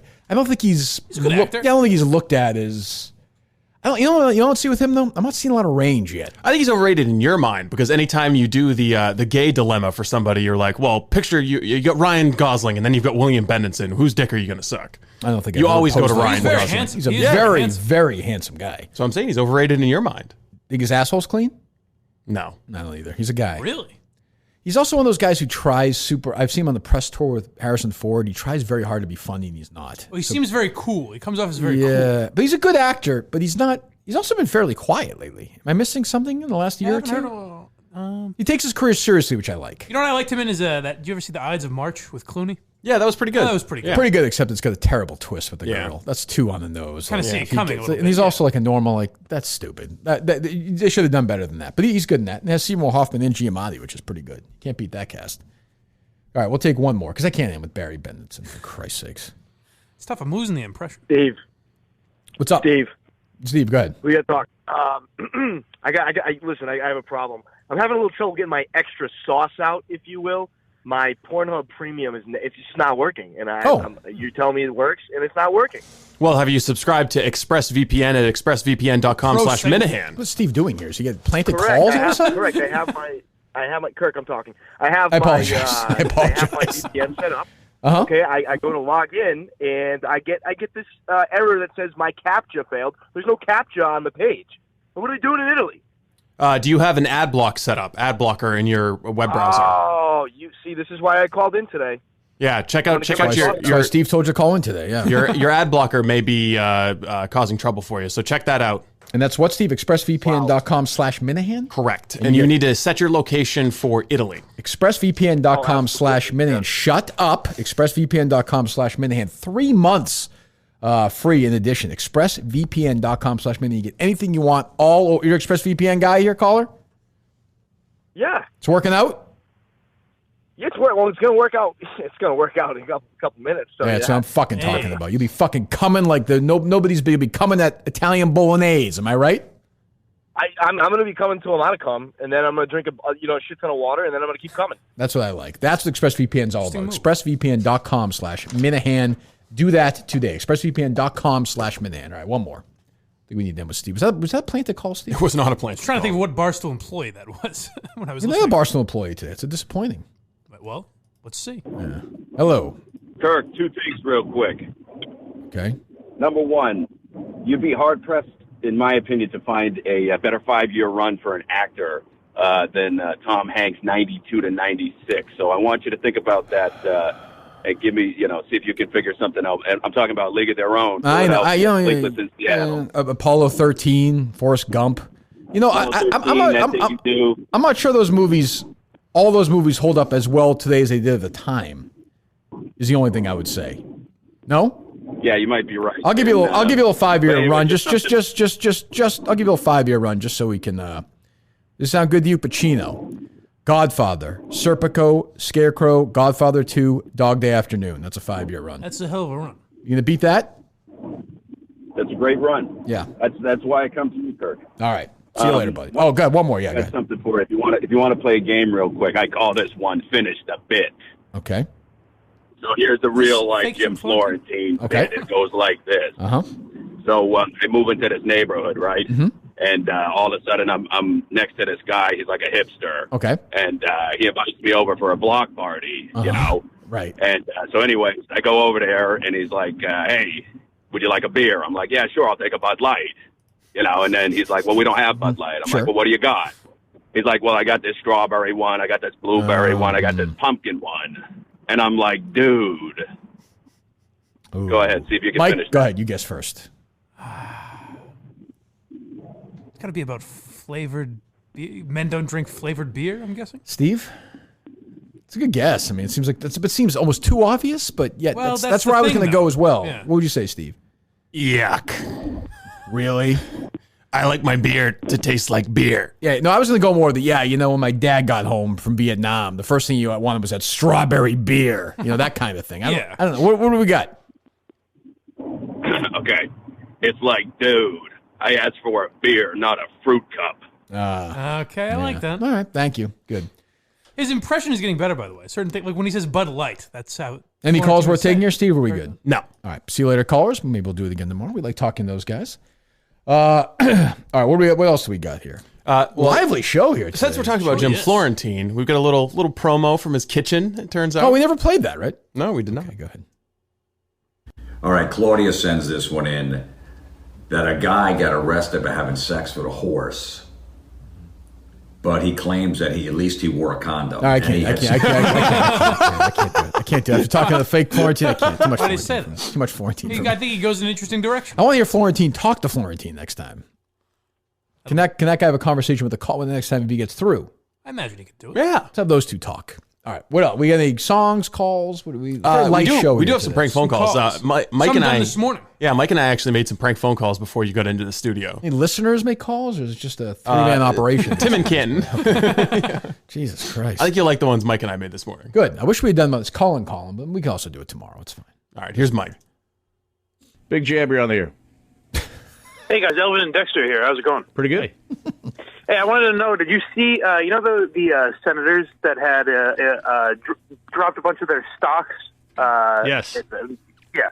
So basically, I saw on MinfoWars that they're going to give them a break because it's kind of like when you see, when you have information like that, what are you going to do? So were you guys aware of that? Governed by Fear and Tim Buchanan were talking about it on MinfoWars. Well, I would say this. If you're going to do that, everyone who's ever been charged with insider trading should get a break, too. Should get a pass. He's right. He's right. Yeah. And then they came out and acted like there was nothing wrong. And then I don't want to hear, I didn't have... I don't want to hear is I such give him a good topics. I don't want to hear is such a sports radio. That's your totally. when you're doing the... Look, I don't want to hear about, I don't want to hear from the guys who are like, you should give Brady a 3-year deal for $100 million. The guy's 43 years old. I don't want to hear that. Yeah. I don't want to hear that's a big one. I don't want to hear that. I don't want you taking calls if you don't want to hear. I don't want to hear from these guys who say the MinfoWars deal means that you don't have to inside. Okay, great. How about Tim from Canton. Really? You're going to point to Tim from Canton? Let me call Martha Stewart. She gets a pass now? I thought there's no chance he responded like that when I said I heard from Governed by Fear and Tim and Canton. Well, one thing you never do, as we've learned in this exercise, is underrate the stupidity of a radio talk show host. They're so excited to get a call. Big Jab, you're on the air. Hey guys, this is TJ in Portland. How you doing this morning? Pretty good. I like the accent. Who is this? Hey, I'm just calling because I know we're all supposed to be a bunch of coronavirus tough guys, but there's so many things going on that just make me sad. It's the loss of sports. It's Tom Brady no longer being a New England Patriot, and I just know that there's somewhere out there. There's a robot who wants to become a man, and it's going to take like 200 years, maybe even 250 years with the rate things are going at, and I just don't know how we're supposed to stay happy when you know that that's going on. It's true. It's tough. I was thinking the same thing myself just during the commercial break. I'm glad you called. Glad I'm not the only one. I feel. At least I feel like I'm not alone anymore. Those guys though, there's a host on that station who likes us and listens. Oh yeah, the morning guys don't like us. The morning guys hate me. Yeah, right. No, that's right. That's that station. Yeah, the afternoon guy likes us because he works for that disgusting organization. I'm so happy that coronavirus might take them out of business. Thank God. At least there's one reason to celebrate. Poor Red Claws. Jesus. All right, here's Tim and Canton call to a radio station in Oregon. Dayton needs our help, Jay. So we're about that right now. Hey, Mike, appreciate the call. You're up on the Rip City Drive, and I love Dayton, man. Great place. What's up? What can we do for you? Chad, I think that first, I appreciate you taking my call and maybe giving me some help here, but I think someone was hitting an 8-iron on the hosel there and nailed your vehicle. It's awful. Yeah, an awful golf shot. So I'm out here on mission. Been here for about 3 weeks, so that's where I picked up the show. I think it's a great show. And I'm just trying to make my way back east, but due to my religious beliefs, we are not allowed to take a flight. And with everything being shut down, I'm kind of in a quandary here. All right, so you can't fly, and everything is shut down. When do you need to get back to the East Coast? Well, as soon as I can, really. I came out, my buddy Nick, we call him the boring intern. He's getting married to his wife, so he can finally lose that virginity, if you know what I'm talking about. So I came out here for the wedding, and well, you know exactly what you're talking about. Just said it. Luckily, I've watched a little Bicentennial Man, so that's got me through. But it's been tough. I'm legally blind, so I'm not going to be able to drive back. I could take a Steve Bird, perhaps. That'll go a little expensive. So I was wondering if you guys had any tips for me. What do you think, Jay? Hold on. We call him the boring intern? Yeah. They do? Yeah, we do. They're friends? They just call this. My buddy, we just call him the boring intern. He's going to finally lose that virginity if you know what I'm If you know what I mean. Oh, that's I was a little vague, so I wanted to know. I was using some innuendo. Is that it, or they There's more. Oh, they keep switching back and forth. Oh, good. Let me hear. You're right. And keep in mind, I have a seeing eye dog, Nova, and I've also got to accommodate for Nova to get back east. What does he call a Steber? I Steber. don't know what to say about this, Jay. What do you think? I don't either. Covered wagon?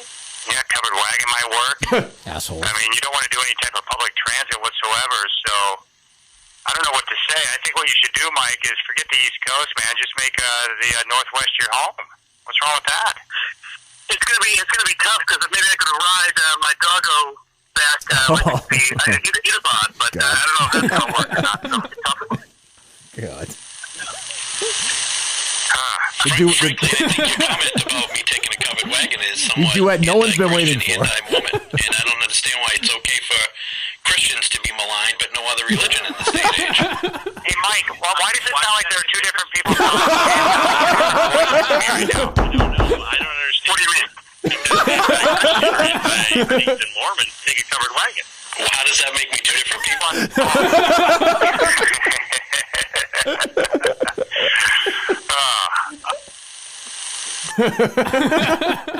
Alba, one more minute.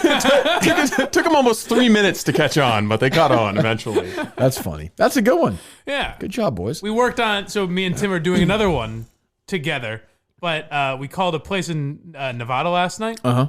And it was a financial expert on. So I was going to ask him something. I'll still probably use it, so I won't spoil it here. Okay. But he says, you know what? With everything going on, I don't know if we're going to have time to get to your call, but here's the host's private number. Why don't you give him a call and I'll give you some advice. What a nice guy. And you're going to make fun of this poor bastard. I know. Sweet guy. I feel bad. Jesus. What else? Anything else, Steve? Would you like to hear a little bit of Mike Francesa's show yesterday? I certainly would. This is unbelievable. So this is before the show. How great is this? Just this is like 5 or 10 minutes before the show, and his audio stream somehow is open. Right. So this is what I tried to point to a couple weeks. This happens often. Oh, it does? Yeah. Okay, because it kind of got viral yesterday. A little bit. Like Barstool. Yeah. I don't. We have internet in the house. I know that. I mean, I don't know what it is. I can't help you.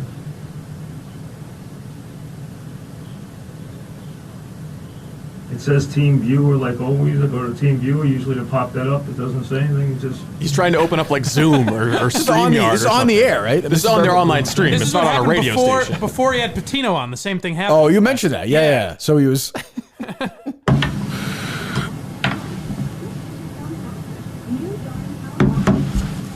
Just watching some TV. Did you rip open? Yeah, there you go. He was his Diet Coke. It's just him sitting there watching TV with his mic wide open. And then they couldn't figure out how to get his commercial breaks to work. So this is him going to a break in the middle of the A lot of things are developed. A lot of things are changed based on what comes out the other side of crisis. He's right. Back after this.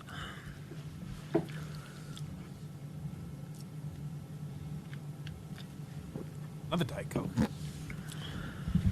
It's just this for 2.5 minutes. Is it really? Yeah. There were no commercials down the feed or anything. Nothing? It's just him sitting there in silence, occasionally sighing or taking a drink. That's funny. It just goes on? Oh, yeah. Yeah, it just goes on. And then, let me see. He comes back from the break with this. I'm looking at this Johns Hopkins scoreboard. 342,778 cases. I call it a scoreboard, necessarily. That's worldwide. Coronavirus is really running up the score here. I mean, he's a sports guy, but... Look at the leaderboard here. Europe is running away with this. It's amazing the competition anymore. Man, Italy is just really trashing China right now. New York City. and 455 deaths. Sounds like about 456 in the second, Mike. Wake up. Let's go. I couldn't tell whether he was talking to his producer or his the show. Yeah, so that's the tough thing is you don't know if he's back from. There's no indication that he's back from the break that he didn't know he was on. A certain number of people. It's no indication. Yeah, it's no indication he doesn't know that if he's on the air. More than you think. Yeah, really more than you pay attention to. But this is higher than a normal sounds so flu. old. That's What happened? Everybody says. So just be very careful. Very careful. Yeah, I had a feeling he was going to say that. I didn't think of that. Very careful. Very careful. You know, when I went to I went as far as the drugstore today. Mm-hmm. Wow. I went to the cleaners. So first of all, his He's just telling his day. His show yesterday was telling where he went. He went to the dry cleaner. Right. Dry cleaner wasn't open. He went to the drugstore, and then he told twice the story of experiencing 9/11 and how his day today was kind of like New York. I've heard nobody make 9/11. that parallel. It's interesting. He told it twice. Well, it's interesting. He was like, I was saying this earlier on the internet only show. You got new listeners. You know, you got to get new stuff. New listener, maybe. Steve also pointed out. It's got you, Steve. Steve also pointed out that we're all fucked based on Francesa's prediction. Oh, yeah. This is the darkest thing I heard on the radio. Pretty dire so far. Whenever the president decrees that we're going back, and like I said, I don't think it'll be that far down the road. I think it'll be within the next. I think it'll be sometime within the next 3 weeks. I would say maybe even shorter. So buckle up for a couple of months. 9 years. Shit. I like this. This is classic for Francesa. Like he's plugged in. Like he's got sources. That'll be 3 weeks. I talked to a couple of doctors about this, and they told me there were certain states, I won't say which ones, who they said were going to catch up. So let's see if they do. We'll have to wait and see how that unfolds. But fuck with these doctors now. Why would you want to say which there's states? A couple of states out there. It's going to get Buckle real up. bad. I'm not going to tell you which ones, but it's going to get. Is it going to be knows- Iowa? if he knows, is he gonna maybe help it's out? going to be Iowa. I don't know. Why is New York so fucked in this thing? Most people. Most Cosmopolitan city, immigration. I guess, but I mean, San Francisco, LA. I mean, they're bad, but they're not as bad as New York. New York's crazy. So many more people. Biggest city in the world. I mean, really. I've heard that. Yeah. That might mean we are a little slower than some other areas, even though Certainly we are the are. biggest city in the world. We'll have to wait and see when we get the. Is New York City the biggest city in the world? No. Okay. No. It's up there. But it's the biggest city in the United States. That's definitely true. It's about I think like the 25th biggest city in the world. There's a lot of cities in China that are ahead of it. So Mike doesn't take calls on that show? I don't know. I didn't hear him. I didn't hear him take any calls. I try. It's weird. It's not like busy. It rings for a minute and then it's busy. That's very strange. I went to the cleaners. It was closed. Oh, I didn't even realize that they were closed. That's probably why you went there and found out take they my were clothes closed. to the cleaners. I didn't take them Saturdays. I knew they were closed, but I kind of just wanted to drive by. You know what's always fun Take the drive is when you know the cleaners is closed and you see it's closed. It's like a fun feeling. Yes, I knew it. I should have fucking the cleaners. They knew were closed. it. I knew they would be, but I just wanted to walk by. Closed. Oh, sorry. Go ahead, Mike. And then I went and saw my pharmacist, who I've had the same pharmacist for a million years, Lewis. Good guy. Good Lewis. Good And, pharmacist. Good pharmacist. I didn't see. I mean, there were not a lot of people out there. There was that area is usually a busy area because it's right across from the train station. But in not Old that Town. not that busy. And it is usually really a bustling. But I guarantee you area it's 'cause less the busy school's than not normally that- is, Manhasset right? High school's not that far from Almost there, like something's and the going block on. is a very busy street with banks and stores and all different, stores as But you what would did you expect find? on both sides. Of I the found it main was just as street. busy. It was actually busier. There wasn't a car on the road. Get out of town. What the fuck are you There doing? weren't out there? any cars parked in the lot where they usually park for the train. There wasn't anybody parked where usually it's very hard to get a space. There wasn't anybody even there. There was nobody parked there. It was almost eerie.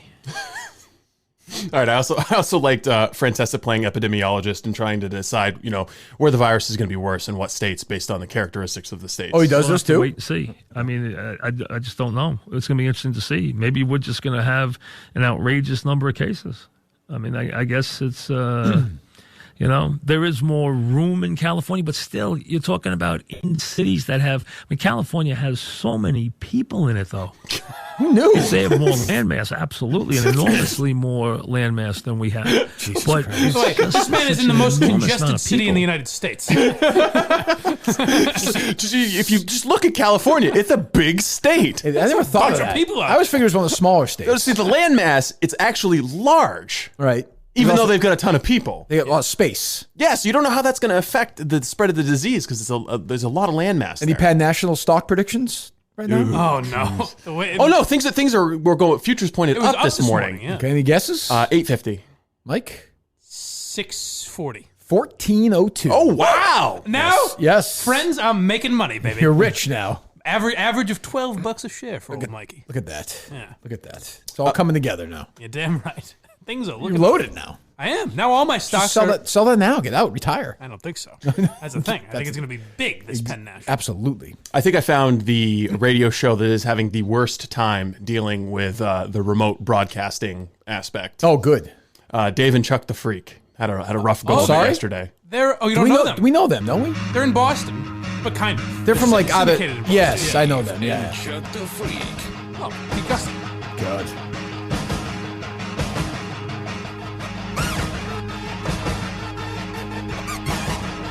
Fresh song to kick things off. Oh, they're crazy, huh? Yeah. Hey, Dave. Hey, Dave. Little Dave. Hey, little Dave. 6:16 here on this 23rd day of March, 2020. Man, they gave you a $25 microphone, huh? Oh, did they really? Yeah, I figured they would. Yeah. Oh my God! Did you do the whole show like this? Oh, it sounds I don't know how it absolutely- sounds to everyone else, and to me, it There doesn't she sound is. very She's good. always- It sounds really bad. That was uplifting. Yeah. I thought she was about to say that it didn't. You know what? To me, it doesn't sound that. But no. Lisa with just a left and a right. Well, you know Lisa. Right. Lisa's not gonna. You know. Lisa's wacky, I guess. I'm trying. Well, there's gonna be- yeah, you're right. I know. She's I know. already I know done my a pretty job good today. job. Yeah, she's. Jesus What the hell's Christ! going on? I feel bad understand picking what on. happened. Did you do the whole show with the microphone like that? No, I think they got it fixed eventually. I feel bad picking on bad sounding audio as we're heading into remote broadcast. So don't worry about it. They'll be shitting on us after Thursday night's show. I think this is the only show where everyone's coming into the. It's the only one I've found where everyone's coming into the studio together. Oh, is that true? I can't think of it. I can't find another one. I mean, how many do we know? Just any show, any Yeah. podcast I listen to, Barstool no other Radio, Barstool any show, serious yeah. shows. Yeah. Any We can radio stop if you shows? like. No. I'm You saying guys are it's ready. admirable. It News certainly media. certainly is. Yeah. Well, I mean, we're not going to listen to Charlie Parker. Did you see where Biden was moving his hand up to keep the thing, the teleprompter yesterday? We can put politics aside and meet the moment like governors all across this nation are doing. Governor Mike DeWine in Ohio, Governor Larry Hogan in Maryland, right. Governor Charlie Parker in Massachusetts. This is when the teleprompter broke. Did Governor Parker Beef up the respond to number us or of no? responders dealing with these crush of cases. And in addition to that,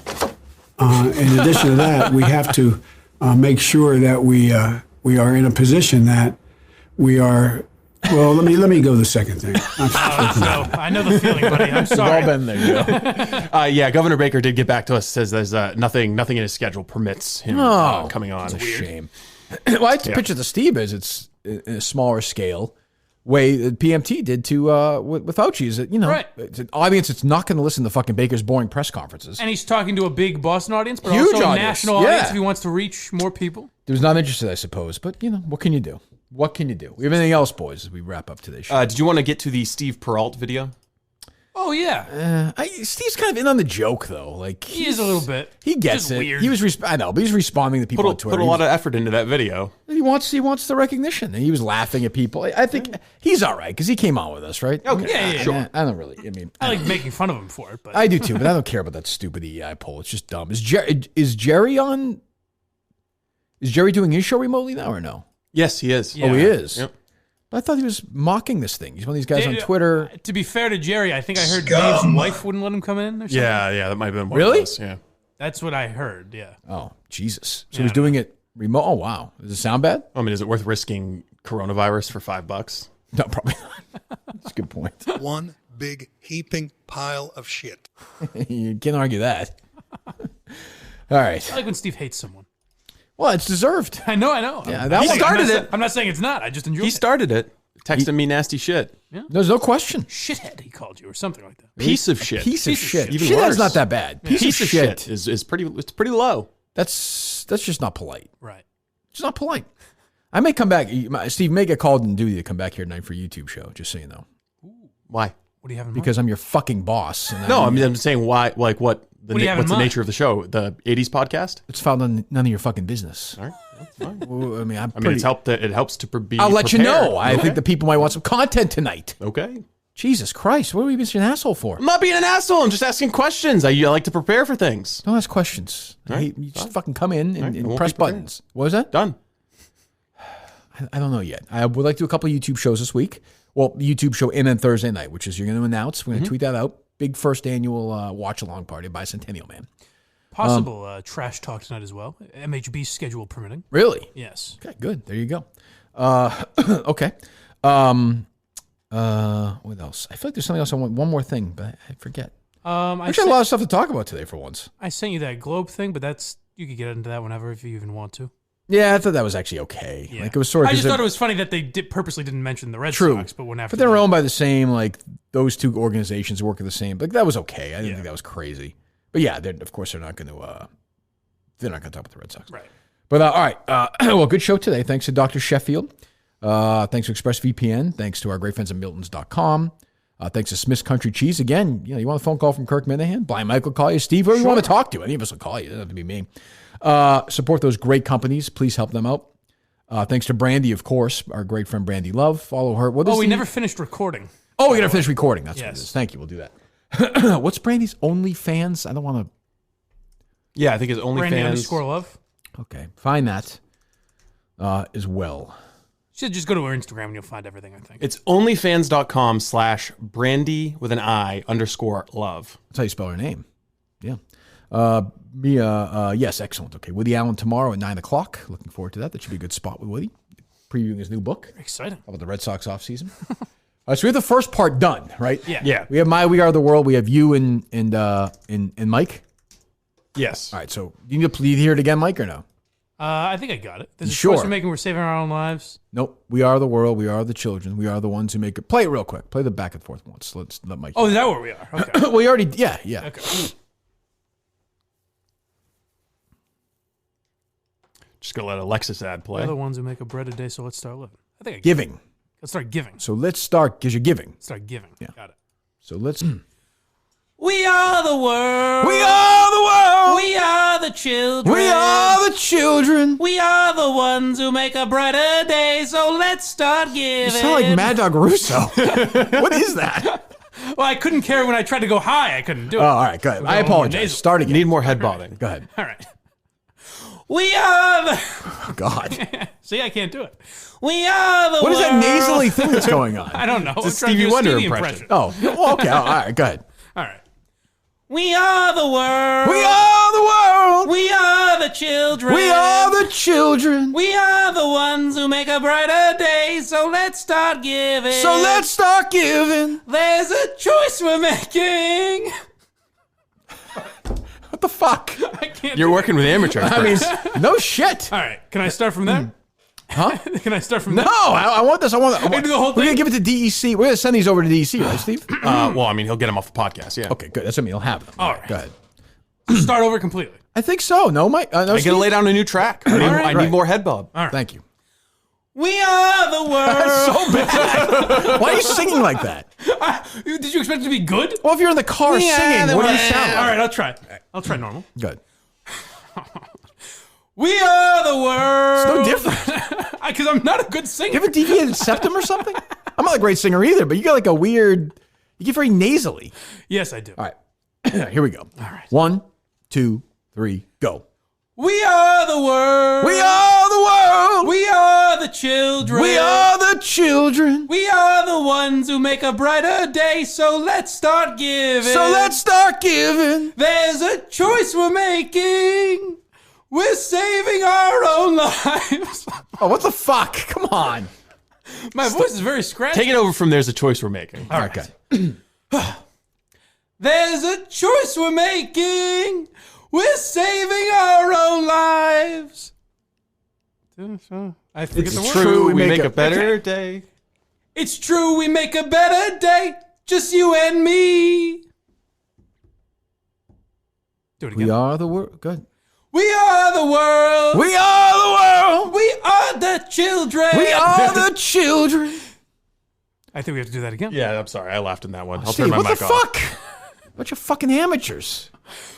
We are the world. We are the world. We are the children. We are the children. Fuck. We are the ones. We are the ones who make a brighter day. So let's start giving. So let's start giving. There's a choice we're making. We're saving our own lives. It's true, we'll make a better day. Just you and me. You got it. Want me to do my last part or no? I think we're good. But Bruce has got the one. No, he's got the one part. It's not in there yet. All right, lay it down. Let me hear it. I just want to hear Stevie bring it to that part. Yeah, okay. Let me hear Stevie do it before that. Right, so get me in the mood. The real Stevie. All right, I got it. It's close enough. What's that? I tried to include that a little bit. So let's start giving. There's a choice we're making. Yeah, we're saving our own lives. It's true, we make a better day, just you and me. Beautiful. Good? I have to tell you, there's a lot of people who are thinking along the same lines as DEC because the first comment on the YouTube video is listening during the coronavirus pandemic in 2020. That's nice. Huh. Well, I think DEC's going to be able to, even he'll be able to work with that, no? Yes. Excellent. Oh, Jesus. Well, we did it all today. Anything else, Steve, you want to get to, Mike? Before yeah, one thing. A lot of people have sent me letters that their employers have given them so that they can commute to work. Mm-hmm. Like there was a guy who worked at Lowe's he's got a letter from like his VP of government affairs or something that says that he's an essential employee. Lowe's? Yeah. Okay. So are you going to ask Erica if we can have those letters? I don't think she's going to bother us. Okay, but if we're in the media. Yeah, I know. But if law enforcement questions us for being out tomorrow morning, are we going to have some kind of paperwork to say we're news media? Show me your papers. Blue check mark. I don't have a blue check mark. Neither do I. Well, I do. We work for this man. Look, he's got a blue check mark. The show does, doesn't it? It does. Yes. Done. Okay. You think the cops are going to pull you over See, I can tomorrow get into the morning? accounts. There's a reason that they're passing out all those letters. So a guy works at Lowe's, like, doing what? He just DM'd me a copy of the letter. Yes, What I does don't know he do? exactly what he does. If he stocks shelves, I don't know. Didn't get into it, but he sent I guess me a it's picture of the essential in letter. terms of just product, or no? Yeah. I guess keeping, I don't know, falls under the very broad categories that Charlie Baker articulated. Yeah, no shit. Not a great performance by my guy, Governor Baker, yesterday. Not good. Nope. Not good. All right, well, good show today. Anyway, as I said, help all those guys out. I think I'll be back here tonight if Steve, such a cunt, could come and produce it. Coronavirus tough guy, I understand. I'll be in here. Well, I mean, what's the difference? You're here. Yeah, no, I'll be here. It's fine. Do you have a subject in mind? Passive aggressive. Don't show up then. I'll be here. Corona could fly in. He could float in from the sky if he wants. I have a couple subjects in mind. I may release it this afternoon. We may not do one at all. I don't know. Thursday night I know is a go. I have to test the equipment first, though, which could be an issue. So I don't know. Anything else from you, Mike? I feel like there were, but I can't remember what we started with. Sounds good. We're done. Goodbye. We'll talk to you tomorrow. This was pretty reprehensible. I don't know how it can be anybody's idea of humor.